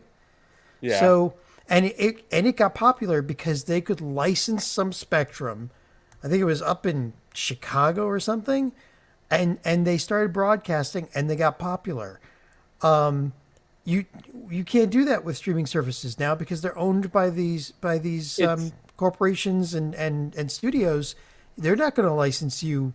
They're not really going to buy anything from some nobody. It's not like you could pay them a fee and hand them something. They're not going to do that. They're only going to go for something that they think is going to make them money. They're hyper focused on. I don't know. I've seen some streaming shows that have public access level graphics, and that doesn't make. The studios don't make great decisions. But there was a rumor. The problem is that they're not going to take it from any Joe Schmo like they used to on like UHF. 5-6 years ago, where they wanted the cable channels, not necessarily broadcast TV, but cable channels wanted to like grab podcasts, especially ones that streamed on YouTube, and bring them to TV, right? That was But never going to work. what they don't get is that like a podcaster doesn't want to go to TV and be told what they can and can't say. Like, you know, like I can sit here and maybe it'll hurt us, but I can say fuck you, YouTube, and like we can keep going. They're not gonna like immediately shut us down. There are things they'll shut us down for. I get that, but like nothing too extreme and not what we talk about. But like I can definitely see a show like this being brought to broadcast and being told like, you can't say this about Batman because we have a contract with Warner Brothers. You can't say this about the MCU because we have a contract with Disney. You know, and it's just like, well, no, then I'm not going to do it. You know, because Wayne's World flashbacks. Kasan made a point. Yes, if they wanted to do MST3K now, they would probably do that on YouTube, which, you know, and Kasan, I know all about Viva La Dirt League because I have a power coin from their Kickstarter. My name is actually on their studio wall because of Glad that. you didn't have to stand up to get that. It's right there. All right, we've beat this content to death. Yes, Don, I don't know if this is the story you were alluding to. You said Alan Moore was stirring some issues again. So I looked up Alan Moore and I found this one. I thought it was interesting. Alan Moore's new graphic novel will teach spells and how to communicate with the dead. It's you mean like his like with himself with his. Well, Alan Moore for a long time has preached that he's a witch and that he does all this stuff. He's a warlock. Dave, come on. No. Warlock means promise or no, covenant breaker or something like that. Promise breaker. Like, it's actually people I know that are into all this stuff say warlock is actually a bad word. You're either a wizard or a witch, not a warlock. Warlock was a slur. He's a wizard. Warlock was a slur, and right. Now he can communicate with his career, right? Because so yeah, I don't know if that's the story you meant, Don, but I thought I thought it was interesting. The story Don meant is actually 10 years old, but has just caught some traction because the internet. Yeah, exactly. It's hilarious. Like, no, what I was talking about is if you ask Alan Moore about superhero comics, he's going to call them stupid and juvenile every time you ask him. That's been his point for years. It's why he created the Watchmen, because he thought superhero comics were stupid, and like this is in the real world, this is what would happen with superheroes. It's not exactly true. It is to a point. He loved and he got screwed. Like he wanted he did get screwed out. But he's also the guy that hates everything that has happened to his comics after he put them out. Anything that's gone popular, he like ends up hating, right? And that's fine, but they still stick a microphone in his face. And it's like if you come to me and you say, Don, tell me about your ex-wife. How do you feel about her? And I'd be like, well, I think she's a stupid bitch. She tried to, like you know what you're gonna get. So why? Yeah, just stop asking him. Yeah, and it's also he's usually not wrong. In what he's way? Brilliant. He's very, very, very smart. I mean, just the particular comment that Don was alluding to that's 10 years old that people are like all up in arms about. It's something he said in like whatever 2014. I mean, I agree. It was about how, go ahead. like for example, he said he doesn't like the term. He didn't like the term graphic novels. Okay. Because a graphic novel, because he's like, for example, he's saying like, this is not a graphic novel. This is a bunch of comic books stapled together. Yes. And so it's like a graphic novel is a complete work, and he's like, and that's true. That's just like a semantic thing that got away from us. It's millennials saying literally. Because there are things not that figuratively. There are things that are written as a complete story, which are graphic novels, and then the industry decided like, oh, let's take the last 4 issues of Spider-Man, put them together, and sell it. They don't call it a collected edition; they call it a graphic novel. Yeah, but everyone just lumps everything together and says graphic novels, and that's incorrect. And he's right. Yeah, no, I don't disagree with that. I think Also, I do think there's an issue with superhero comics because they've gone on for so long. The same story, they do get repetitive and stupid at points. But yeah, but he's going to teach children magic and how to communicate with the dead, so everything's going to be okay. Yeah, we'll see. If it was the 1980s, we'd really have the torches and pitchforks out. But I guess nowadays you could do that. Nobody's even going to hear about it. What's the last really big thing that he's put out? I'm trying to think. I mean, all the League of Extraordinary Gentlemen stuff, all those. I was about to say, is it League of Extraordinary Gentlemen? That's he basically a couple retired decades. from. Well, Yeah. no, there were some follow-ups that were pretty recent. Oh, okay. And then he's been doing, he did this really big novel called Jerusalem, and he did a book of short stories. The name escapes me, but he's been doing prose. He's basically been out of. Yeah. Doing He's got screwed over by the comic book industry in a lot of ways too. Not in the sense of a lot of the stuff he did for like DC and whatnot were works for hire, and in his mind it was a complete story for Watchmen, and that was it. It was done, and they were like, "How can we make more money off of this?" And he didn't want anyone. He was supposed to get the rights, and then they told him, "Oh, well, you can have the rights when we stop printing the book." And then once it's out of print, because nothing ever stayed in print then. So yeah. It was a good deal to make, and then it's had over 30 printings. They've kept it in print. John, I think you and I are spiritual kin from Kassan. I'm so sorry. John has no. Yeah, Kassan. I wouldn't brag about that. Yeah. Nobody wants to be associated with me like There's that. 2 Johns running around on this earth. How bad do you feel about yourself? John, Son also said it should be called an omnibus. Omnibus is like a larger collection. Like I have a Superman omnibus from the early books, which is but a huge. collection of other of comic books instead of like an actual. Yeah, but I mean, it's not just 4. It's like almost a decade's worth of books combined. So like 500 pages of a phone book. I brought Superman comics so we can look at Superman costumes while we talk. Yes, that's oh, excellent. All right. Last article, which brings us into Superman. We got our first look at David Corn Sweat as Superman. It was released on Instagram by James Gunn. And of course, everyone I'm sure has seen this picture by now at this point. Made the rounds. I did do a video on it this week, a reaction video on Tuesday, so I'll save my opinion for last. But Chris, this is one of the things that draws you in this week. So what did you think of the first look at Superman? Yeah. I think JD and I have been trying to talk about the New 52 for I knew this was coming. For years. And you're always like, I don't know, it's not relevant. Well, now it's relevant because that's the fucking New 52 costume. So we need an episode to talk about the New 52. Damn you, JD. Didn't they get rid of that Superman though? The one that wore that costume and replace him with the one from before 52? The collar, the high collar is a Jim Lee thing. It's a New 52 thing. Yeah, like when I saw that, I'm like, oh crap, here we go. I dislike it. I dislike most modern. I don't like Jim Lee. Sorry, Don. I know you're an X-Men guy. I don't like all the fuss. I don't need to care. I don't care how the costume works. I don't need texture, and you know what I mean. I don't know. It bothers me.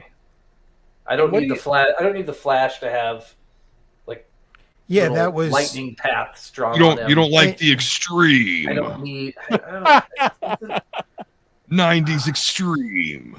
I mean, those are anime costumes. Those are Power Ranger costumes. All my costumes. favorite things are from the 90s. I mean, all my favorite comics, my favorite music, movies. I got laid in the 90s for the first time. Great decade. Nice. Right. I'm with you there, brother. But I don't have my hair parted in the middle anymore. I'm not wearing a Nine Inch Nails t-shirt. You're pissing me off because we don't need 90s fashion. I'm older than both of you, and I didn't get laid until the 90s for the first time. Oh, I'm sorry. I was a late bloomer, so anyway. I mean, I was watching a grunge cover band last night. If you look on my Twitter, you'll see a little bit. That's how 90s I am. Yeah, Flannels abound. I love them, but I don't need the fashion. And I'm not But surprised. it's so the lazy costume- and comfortable.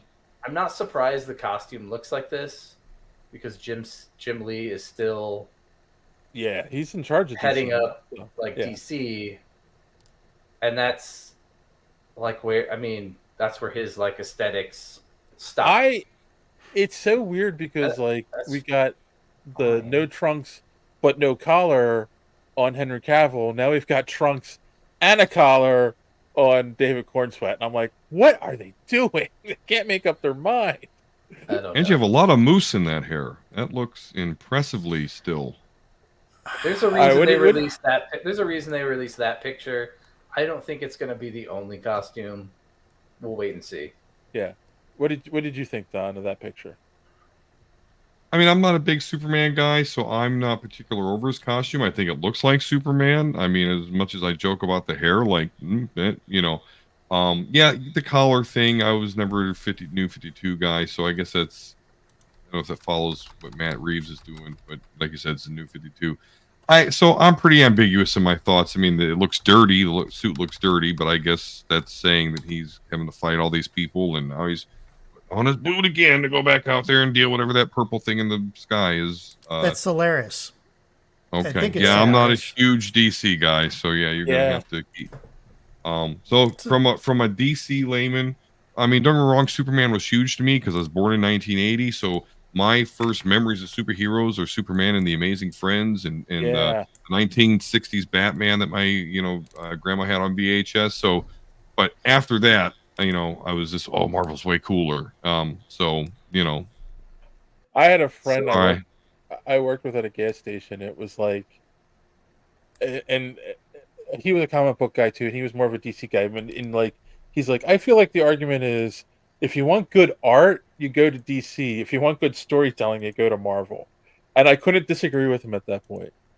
This might have been pre Jim Lee. Yeah, it was like late 80s. So, all right, John, you're the DC guy.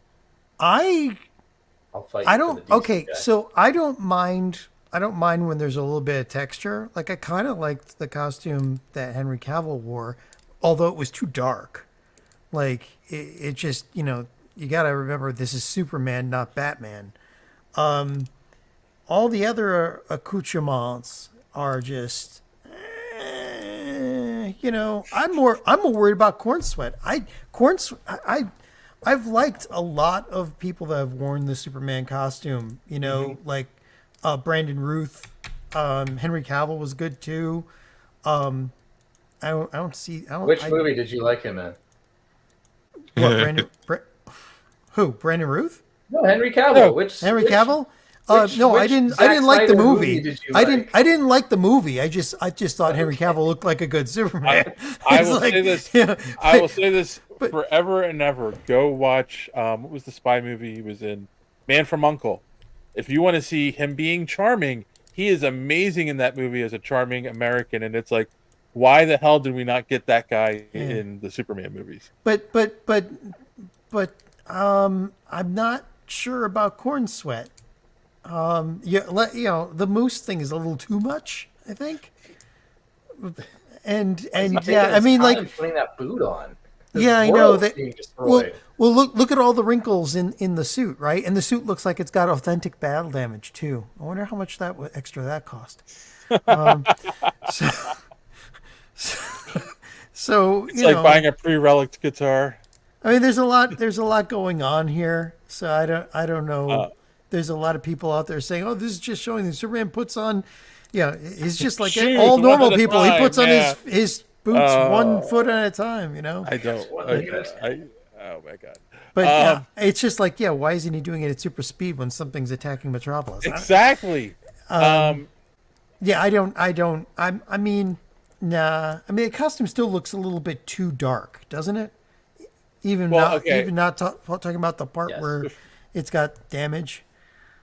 Before I give my comment, San said, "There's context behind the photo. People assume it's a representation of Superman in the movie. Instead, it's guns trying to capture the artistic ideal of Corn Sweat during the new donning the new uniform. Yeah, but okay. So here's what I said in my reaction video.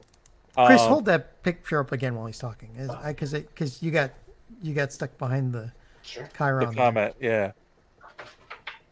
Yes. So I feel like they added the trunks to appeal to us old heads who grew up with Superman with the trunks. I don't care about the trunks. It doesn't make much difference, and I'm the oldest one here. No, you got to have the trunks, and then the collar. Got to have the trunks. The collar is to appeal to like the New 52 crowd and all the Jim Lee stands that were like, oh, I love the costume that Jim Lee created. If Jim Lee created it, why aren't there little pockets around it? But here's the thing: it's just a photo. Around. You can't judge Corn Sweat yet, just based on the first photo. My issue here, and this is the important thing in my mind, this is how you're first presenting the new Superman to the world. He's in a dirty costume, slipping a boot on, and the world's blowing up behind him with another DC sky beam, ladies and gentlemen. Well, to be fair, Solaris is like a sky beam generator, but it's a living sun. Well, people are trying to say that's Brainiac attacking the planet, and I'm like, where are you getting Brainiac from? He's not even rumored to be in the movie. No, it's not. Yeah, if that were Brainiac, that we were right back to amorphous clouds being the villains. Like, Thank you. That's not Brainiac at all. But it's like if you look at every past movie Superman and the first image that was released, going back to Christopher Reeve, they're all like these heroic poses. They're in their uniform.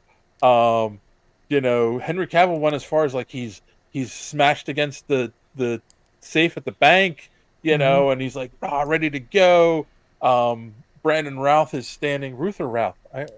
I'm not sure. It doesn't matter. Standing with Brandon Ruth took the same the same poses as Christopher Reeve. Right, with the hands on the side, the classic Superman pose, all of that stuff. Because he was approved by Christopher Reeve and his family. Our first look at Corn Sweat as Superman, he's sitting down, pulling on his boots. And it's like, in a dirty uniform, I'm like, that's not heroic. That's not Superman. Like, regardless of what artistic image you're trying to get from there, it doesn't inspire confidence like this guy's going to save the world. Yeah, Superman's just like everybody else. He pays his taxes one leg at a time. Wait, did anybody read those? I think was it Jeff Loeb or was it Straczynski? I get those two confused. One of them wrote those Superman Earth One like graphic novels. You know what I'm talking about? Did anybody read those? They did Superman. Jeff Johns did a couple Batman ones. Right. Grant Morrison did some Wonder Woman ones. And then somebody, I think it's Straczynski, did some Superman Earth One. It really gave me those vibes. Okay. In those Supermans, he's younger, almost like he's in his late teens, early 20s, and he's just getting to Metropolis and just figuring stuff out. It was J. Michael Straczynski, by the way. Okay. So yeah, and I don't know, but it really gave me that kind of like take on it. Yeah, I'm also curious what power level Superman we're going to get in this movie. And we'll get into that a little bit more in our main topic. But it's like we don't even know yet. Are we getting the Silver Age can do anything Superman? Yeah. Are we getting the even like Henry Cavill, the Grant Morrison, All-Star, moving the moon? Yeah, exactly. Henry Cavill never really showed too much power per se, right? Like he never really showed off like something really. It wasn't. It was like Brandon Ruth. I think he did more. I think he did more so in the Snyder cut, actually, when he was fighting Steppenwolf. I was about to say the only time. That's another thing people don't talk about. The only time he comes off heroic fighting a villain is in the Justice League movie. Yeah, in Superman, he breaks the neck of Zod. Breaks Zod neck. In Batman v Superman, he gets killed by Doomsday, and then he finally like wins the fight fairly against Steppenwolf in Justice. What is he, the Hulk in the MCU? Yes, he is the Hulk of the DCEU. Yeah. Yeah, but Don, when he was fighting Steppenwolf, like there's nothing there like that presupposes that you have an idea of how powerful Steppenwolf was, right?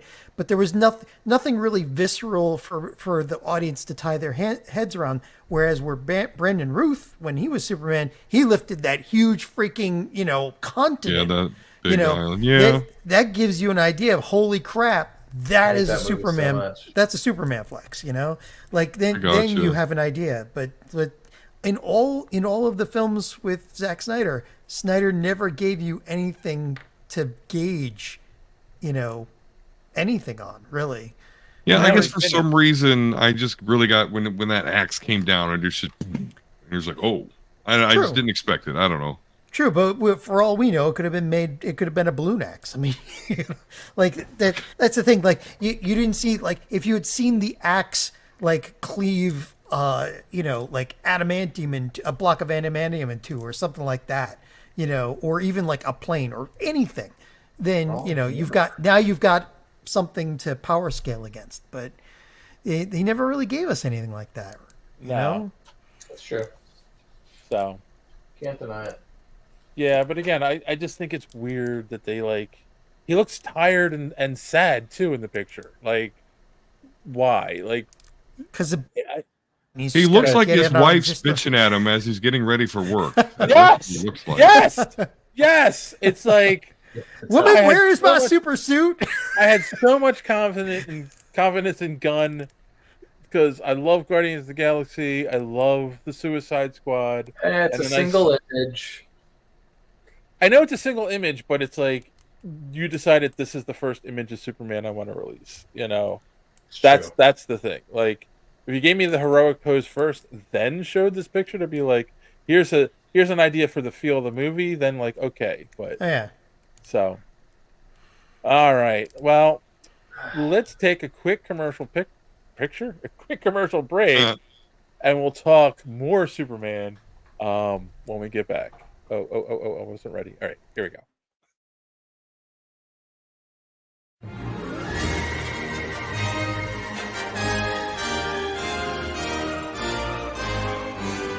This is so wizard, Annie.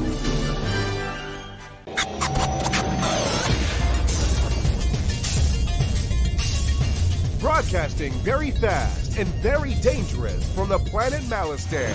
You are listening to So Wizard. You're thinking people gonna die? The only podcast to make the Kessel run in under 12 parsecs. There'll be no one to stop us this time.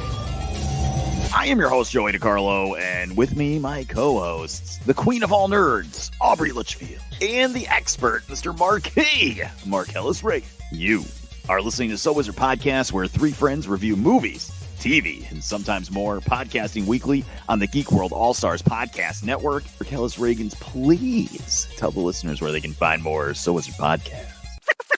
Everybody, you can head on over to SoWizardPodcast.com, and there you're going to find a brand new episode every week. Find So Wizard on all podcasting streaming platforms, such as iTunes, Spotify, Good Pods, and pretty much wherever you can find a podcast. Check out our YouTube page, where new content is being uploaded regularly.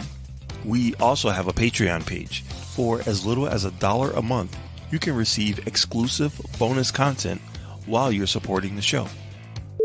No, I didn't. First of all, a podcast takes a lot of work, okay? You have to organize the guests, you have to do a Google Calendar, and then you build a following. It takes a long time, and I've been working on it for a while.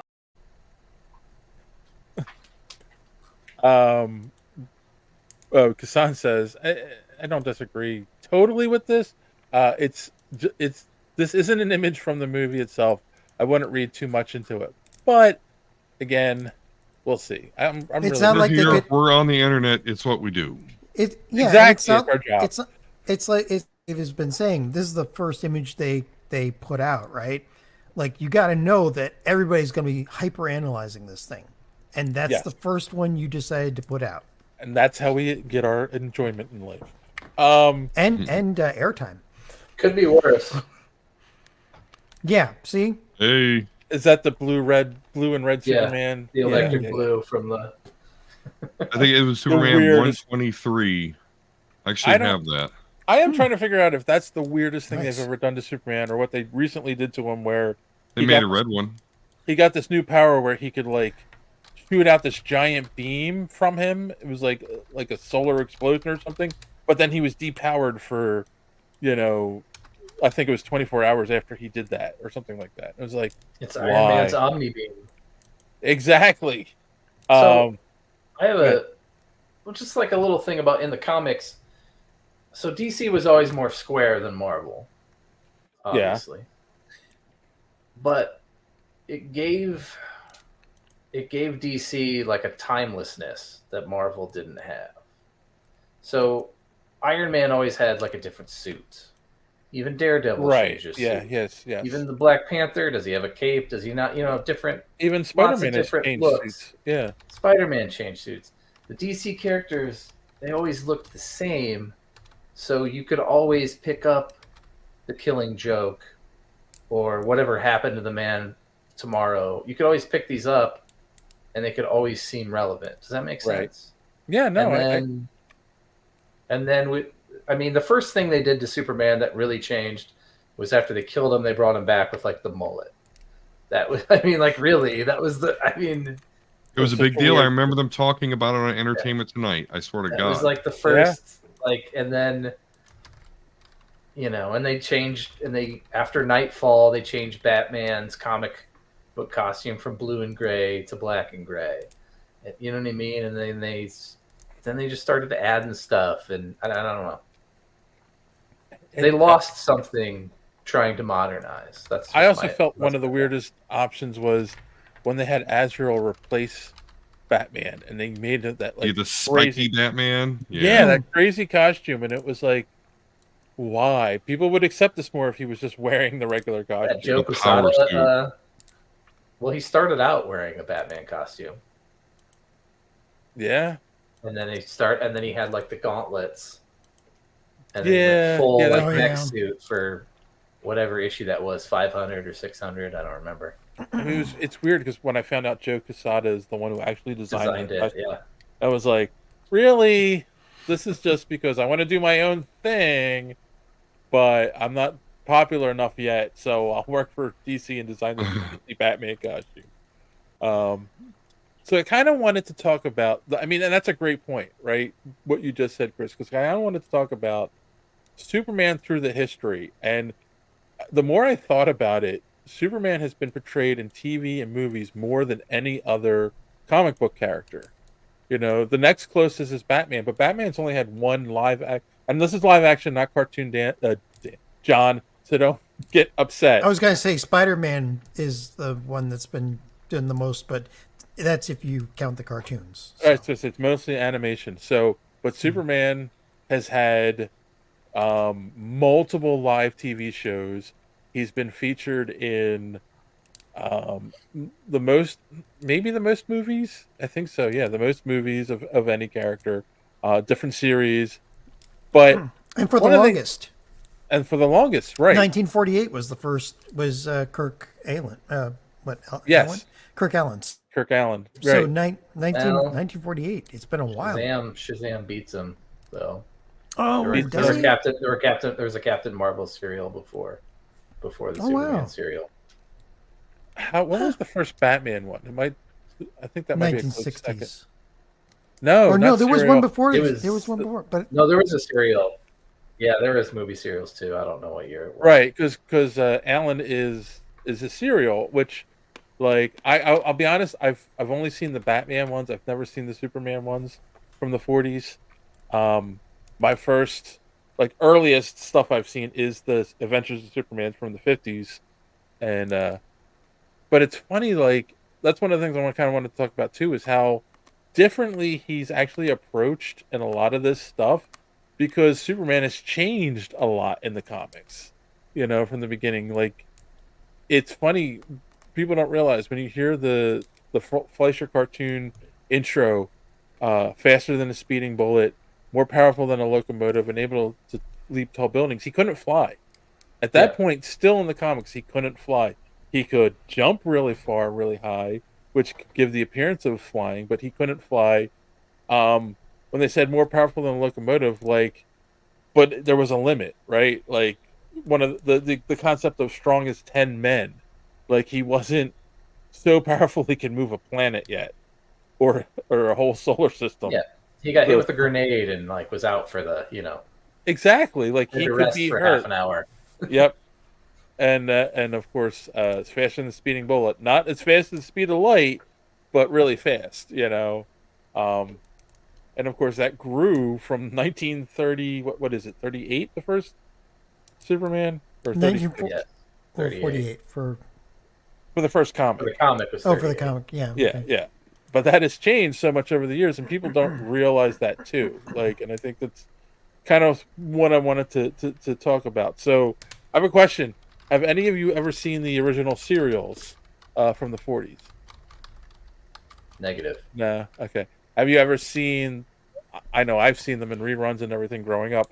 The George Reeves Superman Adventures of Superman show. Yes. So. And I saw when he guest starred on I Love Lucy when he Yeah.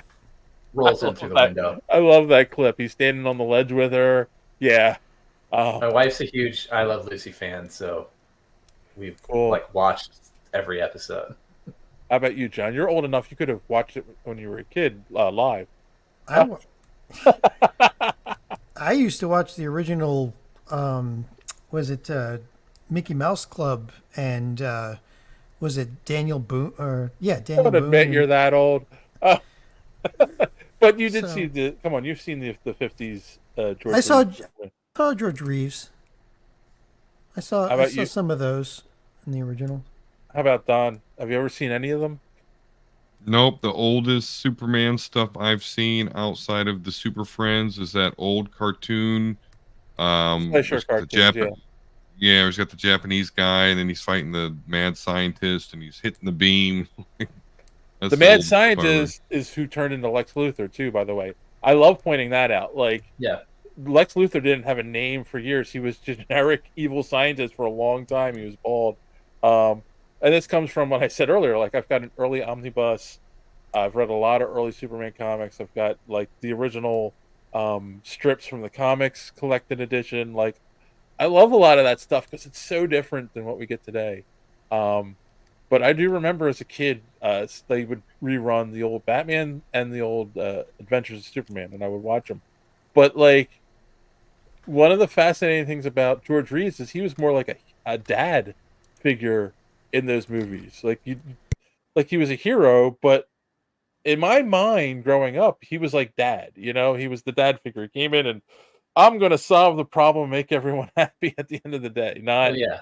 Yeah. There were no special effects. There was like no budget, so he had to just stand there and fall out of a window every once in a while. I mean, isn't it fascinating too, right? Because it's before we really established a strong love relationship between Lois and Clark. Like, it was a long time before that was introduced.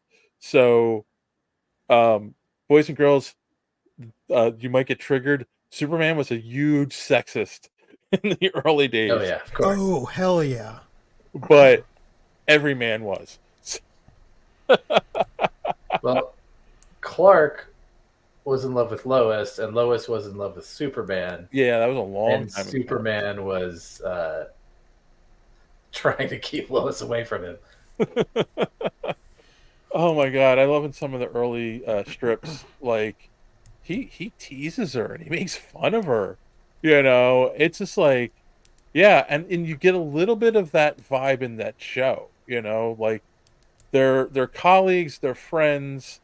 They might, I can't remember, they might hint at a crush of Lois on Superman, but like, and there's the whole underlining thing, you can't have a relationship because if they find out who you are, they'll get in trouble. Like that, it goes back that far in comics, but yeah, he's our first like long time live action Superman, but it's so weird. And I think people who've never seen it should go back and at least watch some of the episodes so they can get a feel of that's early Superman. Like, and it brought to TV, and then we don't get any live action until 70, I was about to say 73, like, no, that's way too early.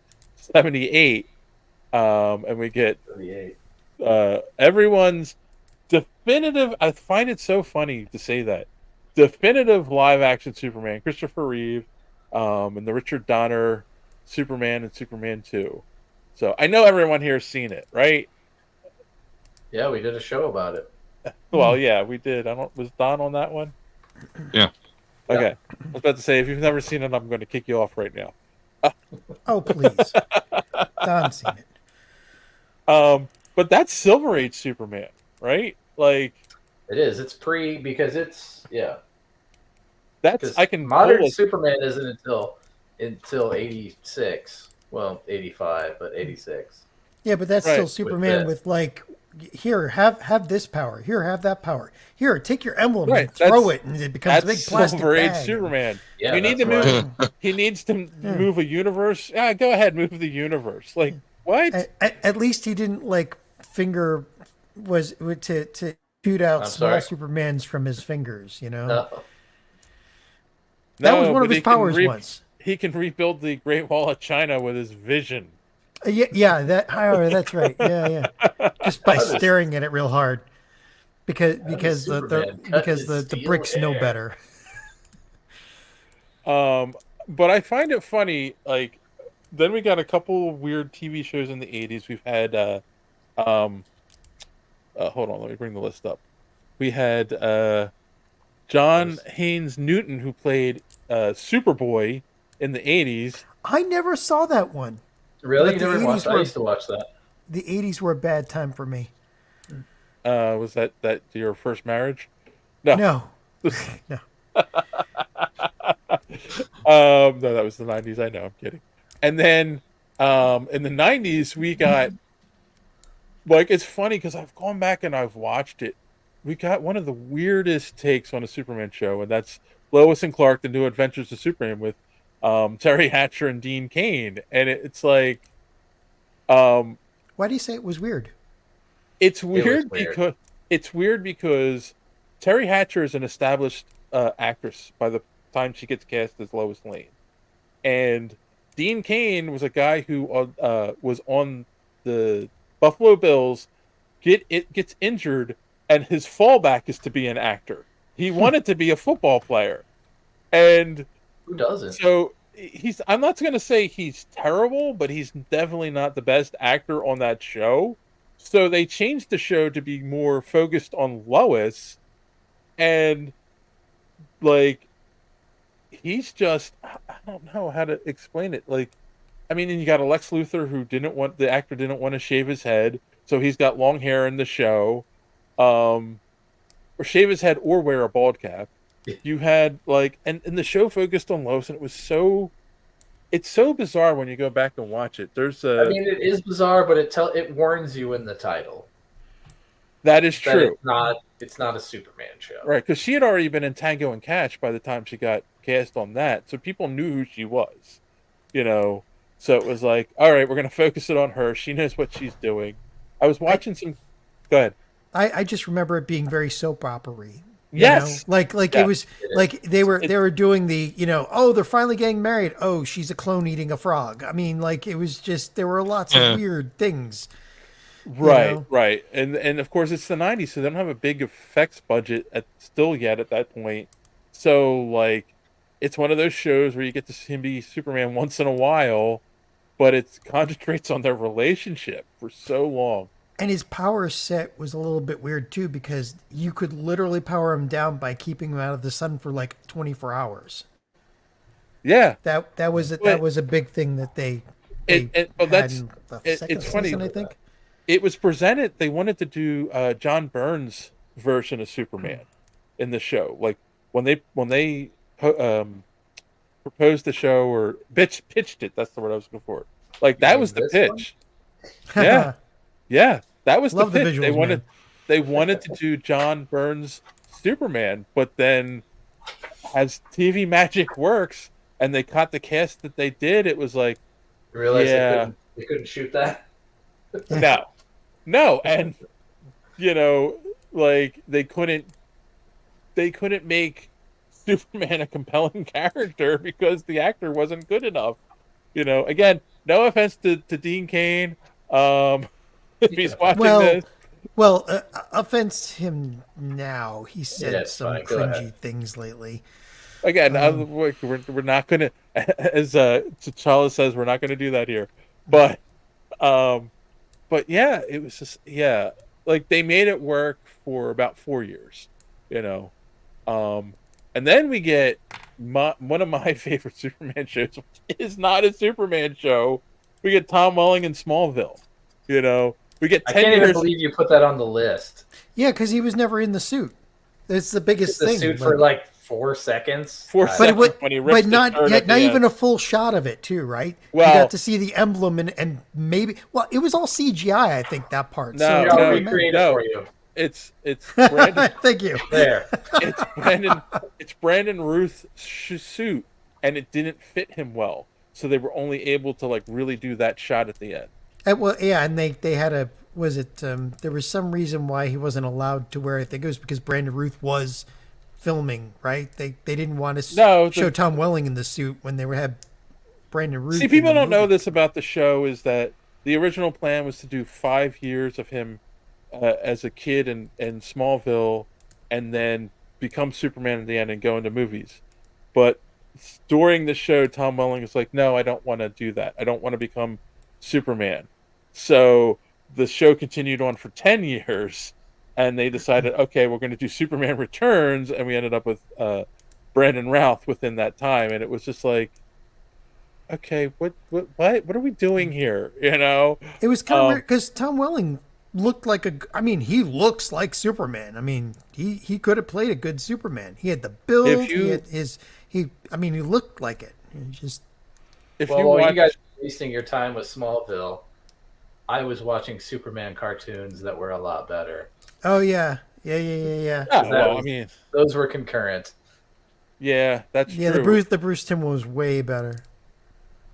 Yeah. But yeah, and then that's the other weird one. Brandon Routh in Superman Returns, where they decided, okay, 3 and 4 of the original Superman movies don't count. This is after Superman 2, and we're gonna get an actor. We're gonna get an actor who kind of looks like Christopher Reeve to replace him. And here's my question: they kind of, am I wrong? But they kind of like reduced his power set in the movie too. Yeah, right? and they gave him a shitty suit.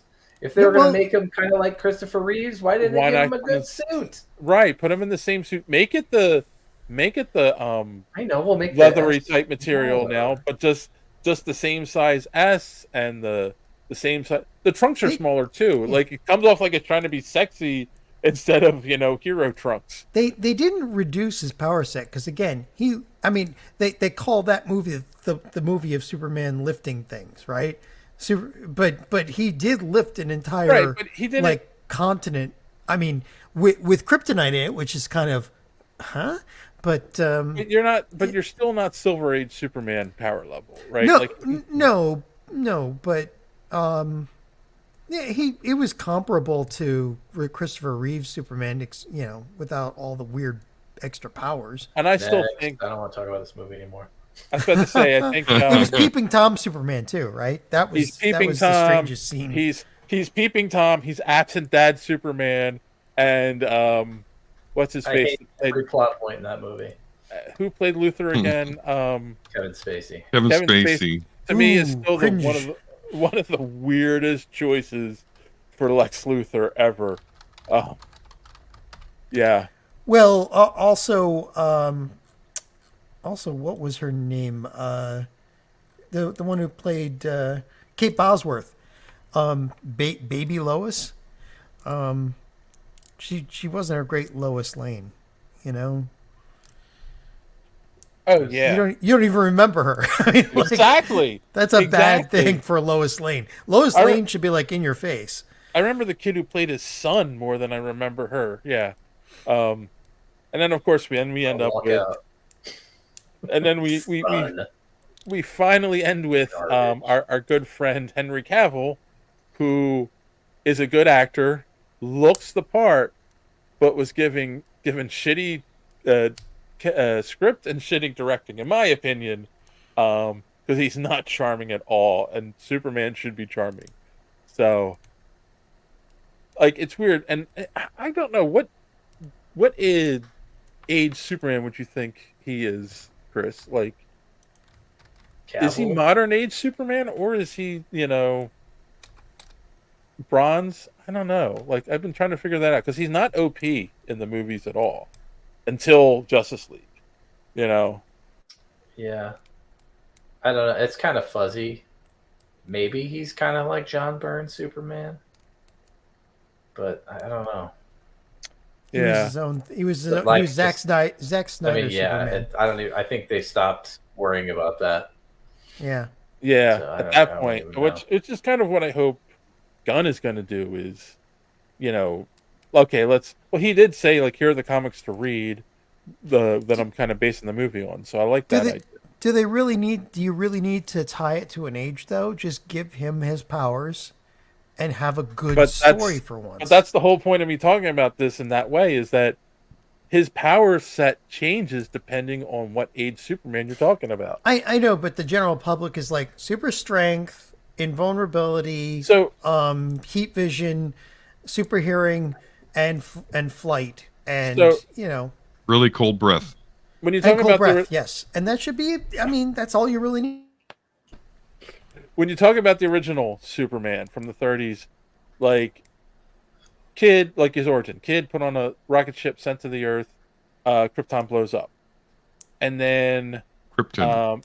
But all of the Kryptonians, Brando, were the same. They all had the same power set. They were all aliens that were the same. He's the only one that survives. The planet gets blown up.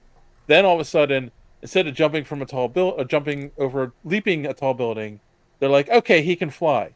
So then the question becomes, well, then why didn't all the Kryptonians fly off of Krypton before it blew up?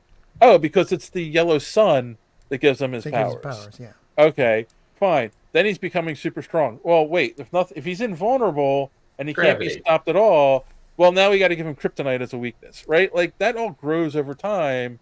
There's no relationship between Lois and Clark other than colleagues in the beginning. Then it becomes a love interest. So you got to, like, really define what period we're in to figure out, or borrow the best parts from each one. So, like, and that's where my question comes in. Like, based on that, like, where is your favorite live action Superman?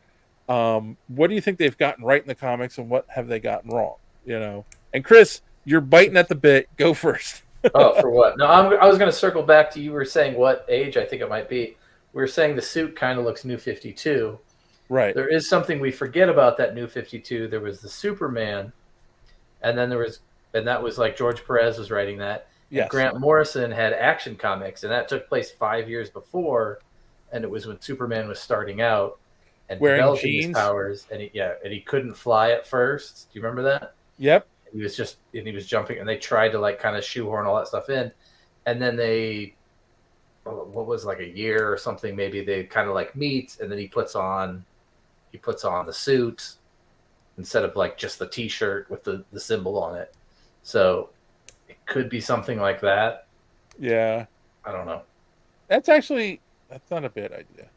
Yeah, it's not a bad arc. You can have him running around doing all kinds of stuff.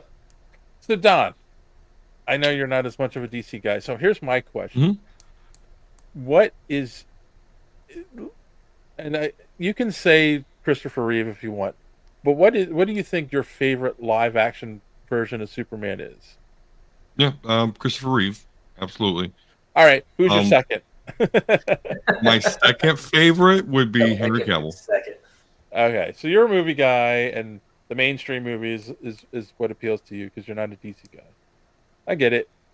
Yeah, I mean, and as far as Supermans go, I am a layman, so to me, the Christopher Reeve Superman is kind of my Superman. That's my headcanon Superman.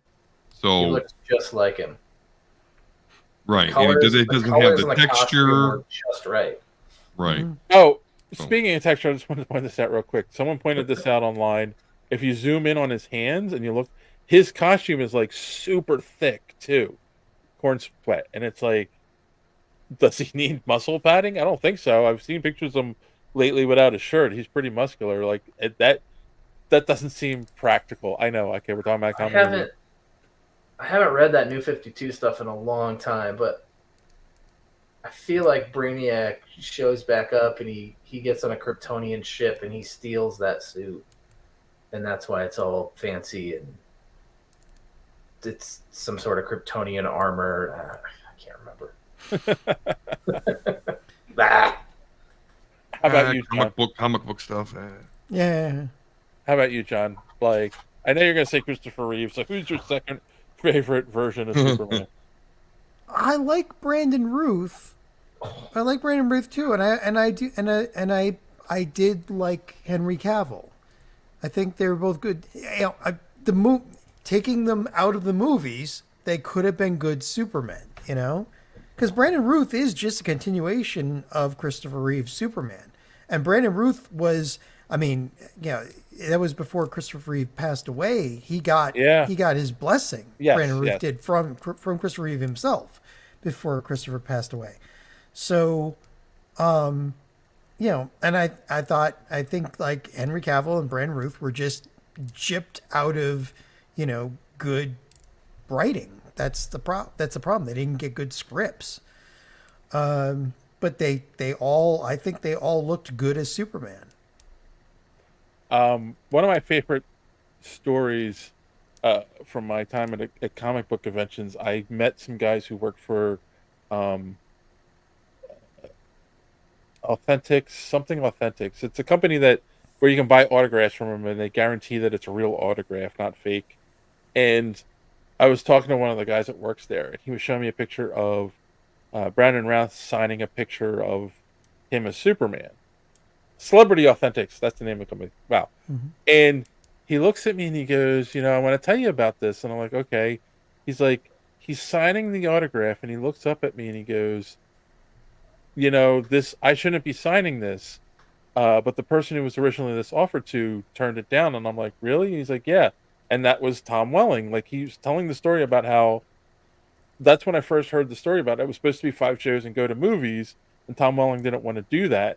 So that's why they went ahead with Superman Returns. And he was just so grateful that he got the opportunity because he's a huge comic book nerd. You know, I mean, let's be honest. He went on to be the Atom on the not the Snyderverse, the Berlantiverse, and he got to be Superman again in Kingdom Come, which is I'm going to say that was my favorite portrayal. I like that. Second favorite portrayal of him being the Kingdom Come Superman. He got to be a good Superman in that show. Yeah.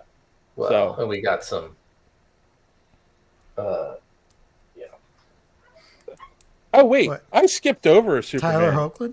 Tyler Hoechlin from Superman and Lois: The New Adventures. No, not the new Lois. Clark and Lois. That Superman series. They're really playing around with those titles now. Yeah, I like him. I think it's weird because there's this new thing now where when they're going to cast a new Superman, they're like, or any new DC character, it's like, use the guys from the Berlantiverse in the movies, and use another one like Tyler Hoechlin, just cast him as Superman, you know. But I do think it's weird because he's established his own universe, right? And I like him. I just don't. They're never going to do that. I do like him as Superman, and it's. I do feel like that's a very more modern Superman because he's older and he's got the kids. Like, they haven't done that in the movies at all yet. But my only real gripe with him, and tell me if you agree or disagree, I don't like him having a 5 o'clock shadow all the time as Superman. To me, Superman should be clean shaven. Am I wrong? Let me know. I don't disagree. Yeah. How does Superman shave though? That how does he do it? A mirror and heat vision. A mirror and heat vision. Yeah. Except that makes no sense because heat vision should. Let me see if it's in this one. This is stuff from like 63 to 65. So it might they've had it portrayed several times of him looking in a mirror and just using his heat vision on his face, but the way his heat vision works, that shouldn't work. It shouldn't be bounced off a mirror. It should just melt through the wall and kill whoever's in the apartment on the other side. He could get a very small piece of uses his laser vision. Oh, it's laser vision now. Okay. He could get a very small piece of kryptonite, put it there. No one ever asked in Superman 3 how they got a piece of his hair to put in the museum that held up that giant weight. You know, I mean, come on. And if it could hold up that giant weight, how could you just cut it with normal Oh my cutters, God. right? I just never mind. So, yeah, Tyler Hoechling's okay. I think he's been okay.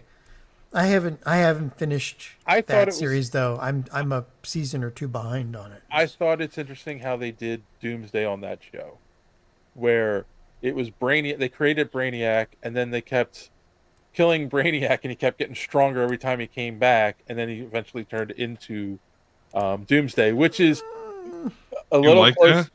Well, I mean, in the comics, Doomsday, that's his power. Every time he dies and gets defeated, he comes back stronger. But he was an experiment by somebody else. You don't want to lose Brainiac and make him... Not Brainiac, I'm sorry. Bizarro. Wow. It was Bizarro. Yeah, even then, Bizarro... I liked your first one. Yeah, I'm sorry. I'm sorry. It was Bizarro. But they tie them together to make sense. Both characters were experiments, and the one was created by... Bizarro was technically created by Luthor in the comics. You sure it wasn't that Flash from the Flash movie? the other Flash. I'm just gonna keep going back with more things stuck in me until I don't look like Flash anymore.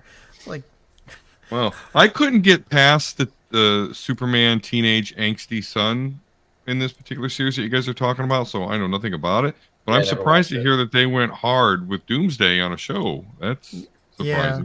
Oh yeah, that was a whole arc. Doomsday. Wait a minute, was on Tom Welling's show? Oh yeah, I mean, I seem to remember that. Ever since what was it, 92 or 93, when they killed him off in the comics. That's a Superman. 92.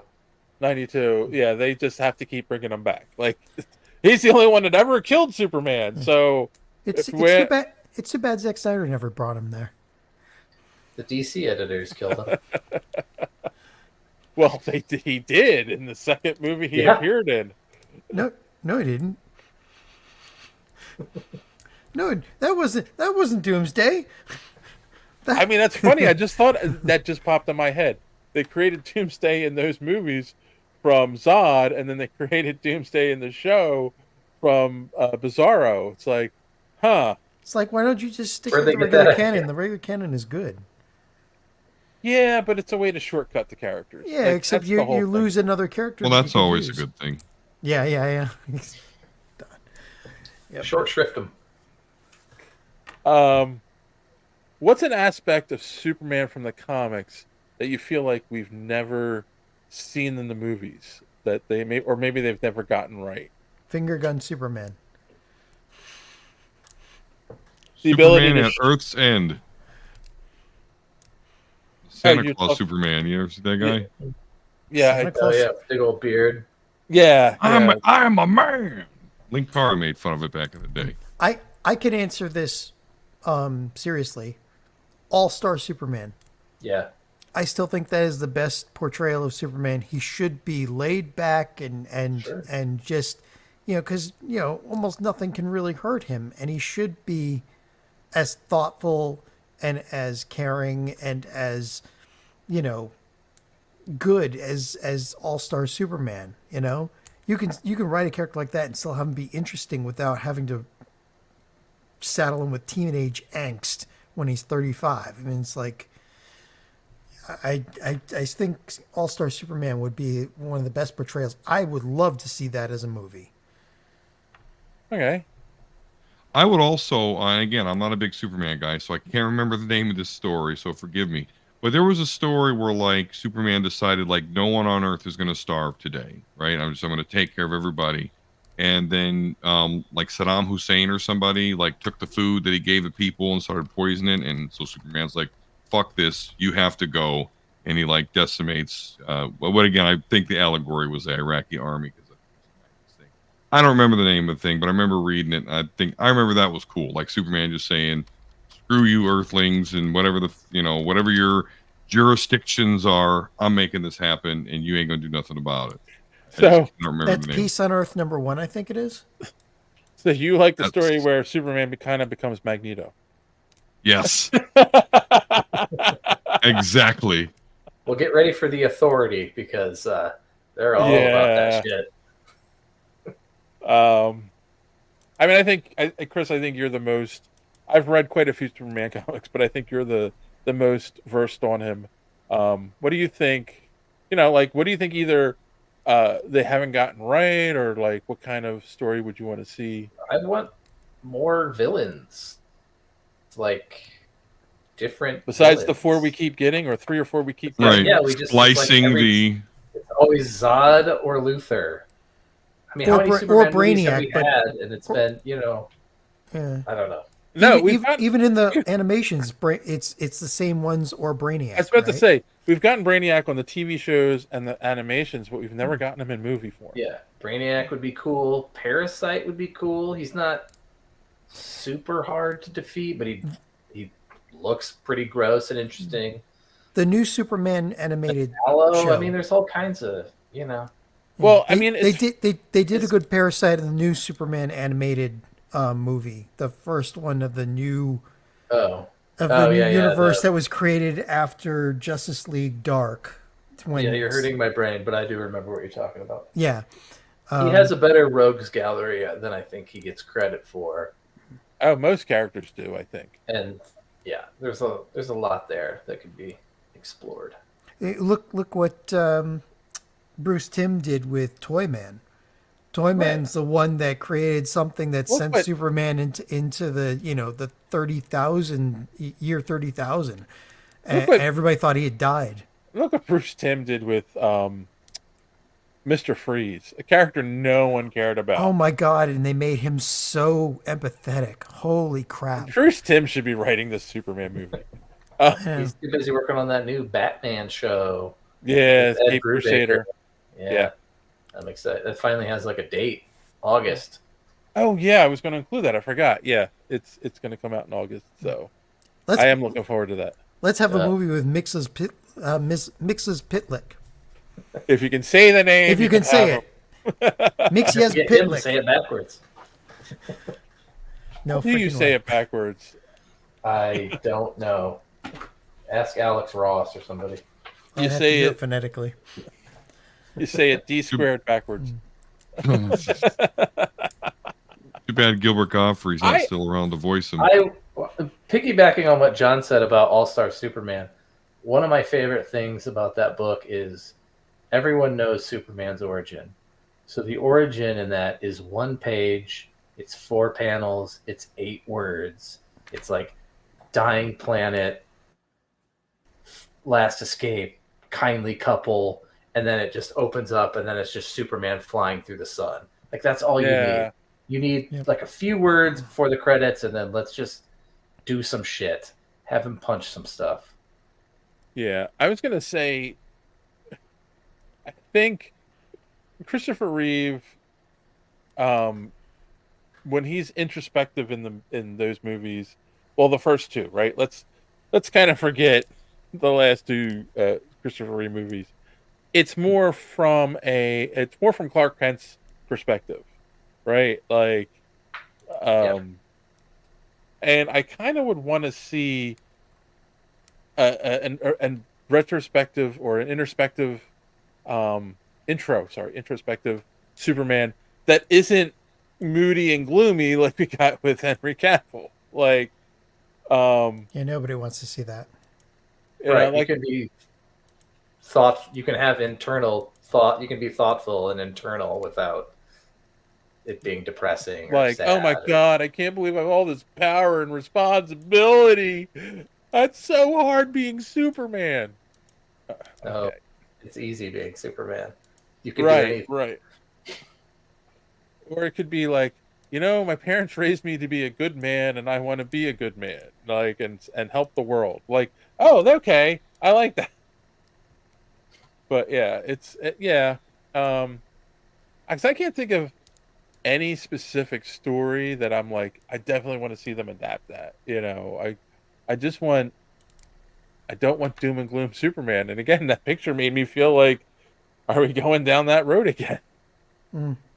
We'll see. we'll see.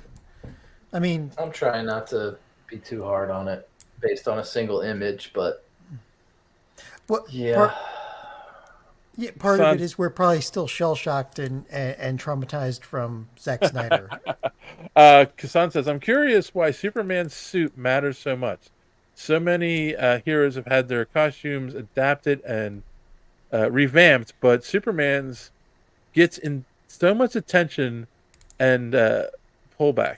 Because people care. Because people love this Because, I mean, number one, Superman is the first superhero. He's the most recognizable superhero. He's an icon.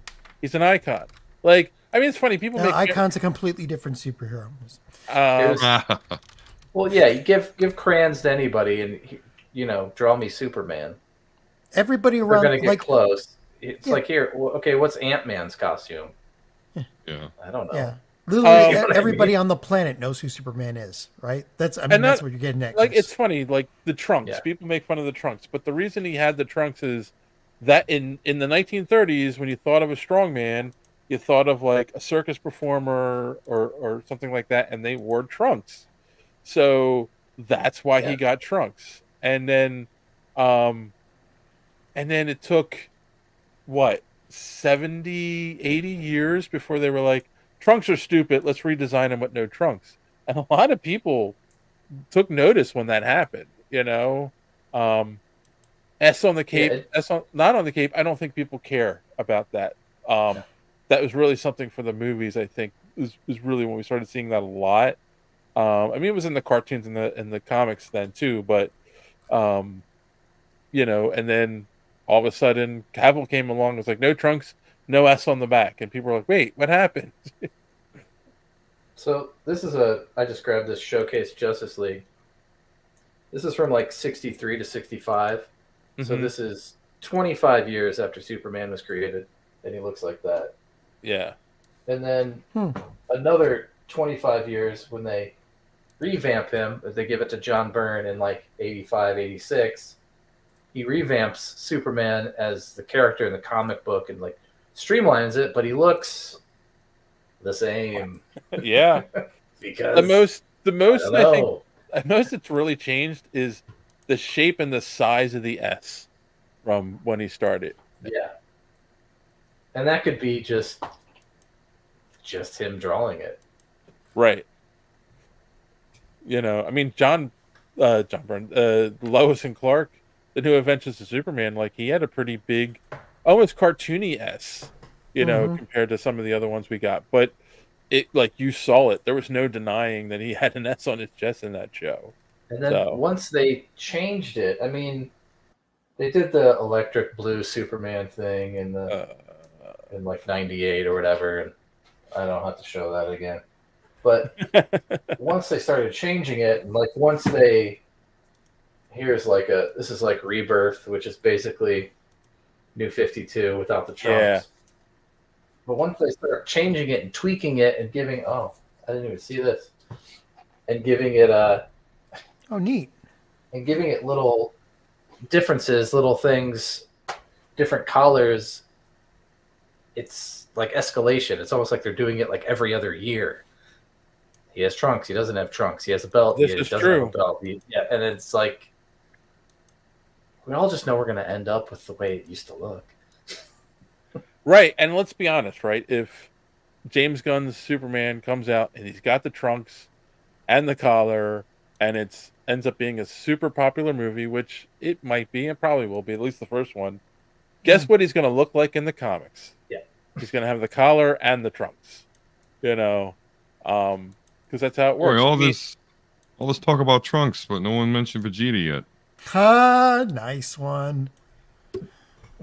I got that. I thought that may land like the Hindenburg, but it's decent. Okay. No, that's a good one. Anime nerd.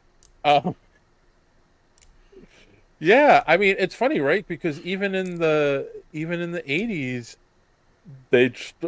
Superman looked a little bit like Christopher Reeve in the comics, right? Because that's what people were associating with Superman. I think he looked like George Reeves in the 50s. Like that's how it goes. Like, so whatever's popular is what ends up on the page too with with stuff on the outside. So, yeah, I mean, I kind of and also going back to like, again, not stories, but I don't want an OP Superman, and I don't know if I'm wrong with that, but it's like, yeah, he should be the strongest one of the Justice League when we get to that point, but I don't want him like being able to punch a planet, you know. Yeah. You know, I'm with you because that's I one want the thing. Flash to be faster than him. Yeah. Right. Yeah. But him being OP is kind of what has always disengaged me from him as a character, to be honest with you. So, you know, I'm with you. Don't make him OP, because then it's just like, okay, how are we going to get him away from the conflicts, because he just doesn't solve it instantly. Like, right. Got to deal with that. Yeah. I also don't want to see 10 minutes of him trying to pull his boots on in the movie either. But that's another story, you know. Someone said that too, like, why are people upset about that? And I'm like, do you not remember, like, in most movies you get him pulling the shirt off, but then the next frame he's in costume because he's super fast.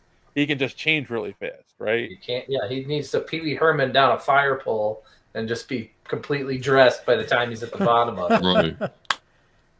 No one has ever explained to me how that works. How Batman slides down a pole.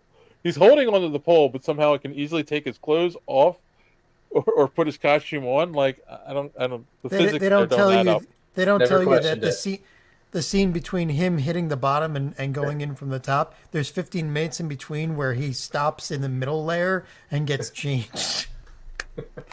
The only person that looks cool suiting up, and they kept making it grander and grander in all the movies, is Iron Man. Other than that, I don't care. You know. Yeah, that's probably true.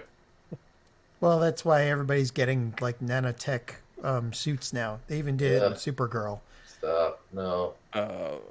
No. Save All it for the sequel. Yeah. John, I know you're sleepy at this point. Don't blame him. We're at we went Don't long. blame him. I said, John, you're the one who's sleepy. See? Well, you're so yes, tired. Yeah.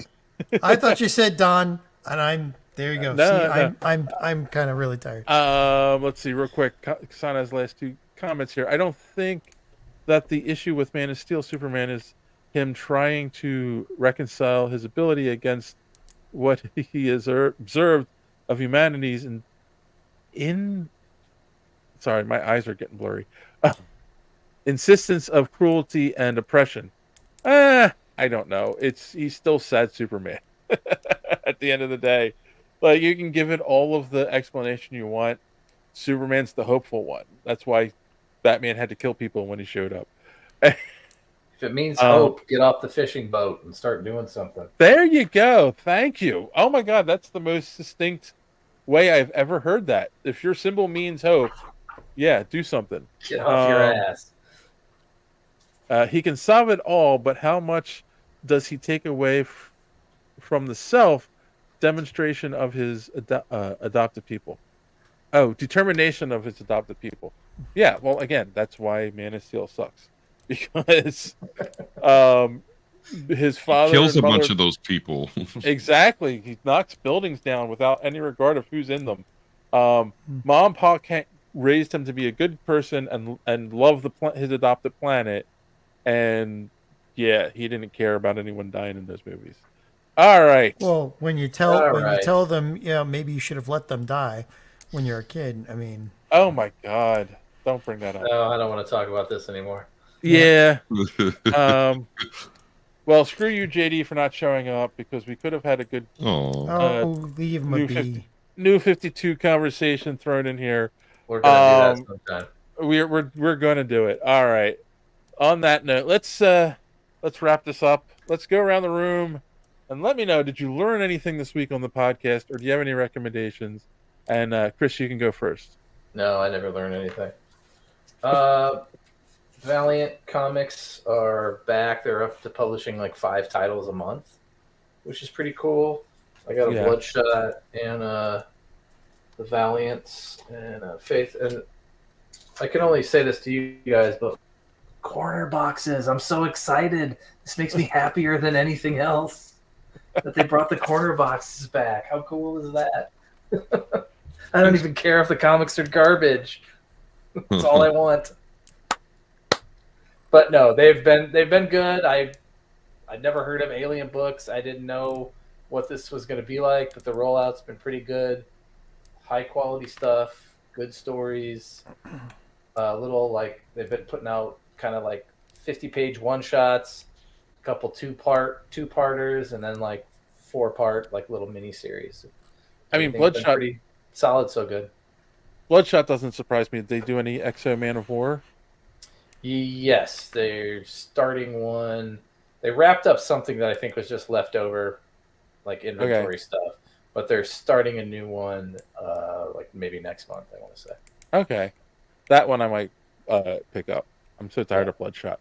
I get it. All right, Don.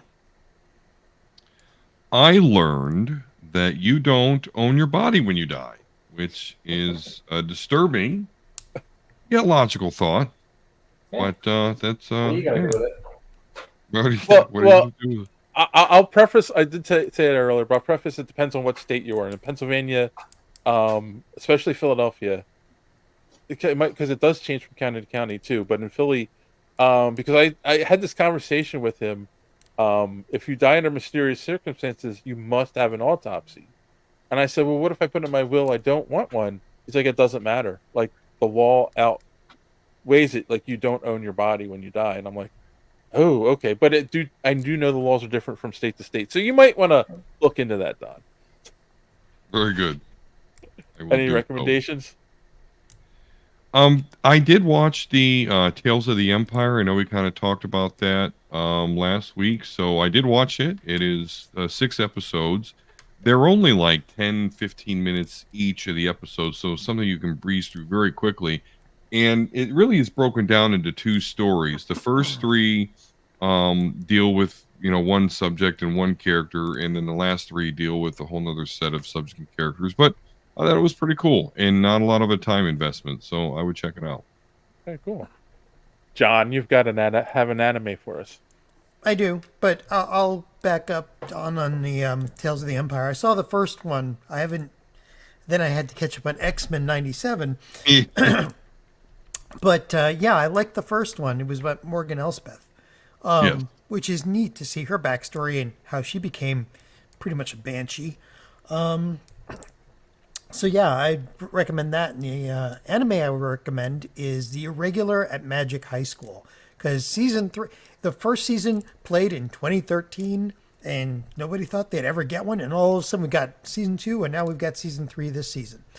And it is probably one of the best written animes around. It's very scientific, even though it's got magic as a base.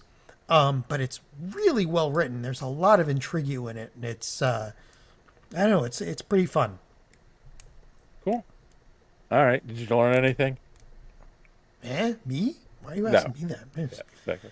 All right. Wait, one last comment real quick. Our good friend Emma Rayguns or Mark from So Wizard came in and said the tag of the Superman photo was "Get ready," and it's just a picture of Superman getting ready. That's it. No deep subtext to the photo. Mark, I love you, but you couldn't be more wrong. That's not how nerd culture works. We see a picture like that, we're going to tear it apart as much as we can. Come on, you've been doing your podcast 1 year less than us. You should know this by now. Pretty much, yeah. Let's see. What did I learn this week? I learned that Chris embarrasses me on my superhero knowledge. Our Superman knowledge, sorry. And collection too. I've read a lot of Superman comics. Like I even dare say he is my favorite DC character. Because I've read a lot of the older stuff and whatnot, and the 90s, the 80s, fell off in the 2000s. Tried to get back in the New 52, and the Batman books were more interesting. So I didn't jump into it. Also because it was confusing because of the 2 timelines, like you said earlier. Right? You had the early Superman and modern Superman. It's like, what are we doing here? Recommendations. I got back and I watched another couple episodes of I said it earlier, the Reacher, and I'm should probably be finished season 1 the next couple of days, and then I've heard season 2 isn't as good, so I'm not gonna get my hopes up too high. I'll keep them level, but yeah, it's a good show. If you haven't watched it, go check it out. It's on Amazon Prime, and I enjoy it. That's it. Other than that, I'm going to say, as usual, if you've gotten this far and you haven't done so yet, please hit that subscribe button.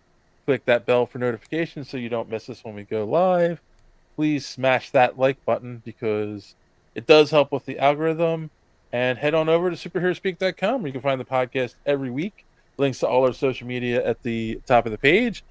Comic book reviews by our good friend Chris here, and reviews in the archive by our other good friend Don. And don't miss next week because hopefully we will get the triumphant return of JD.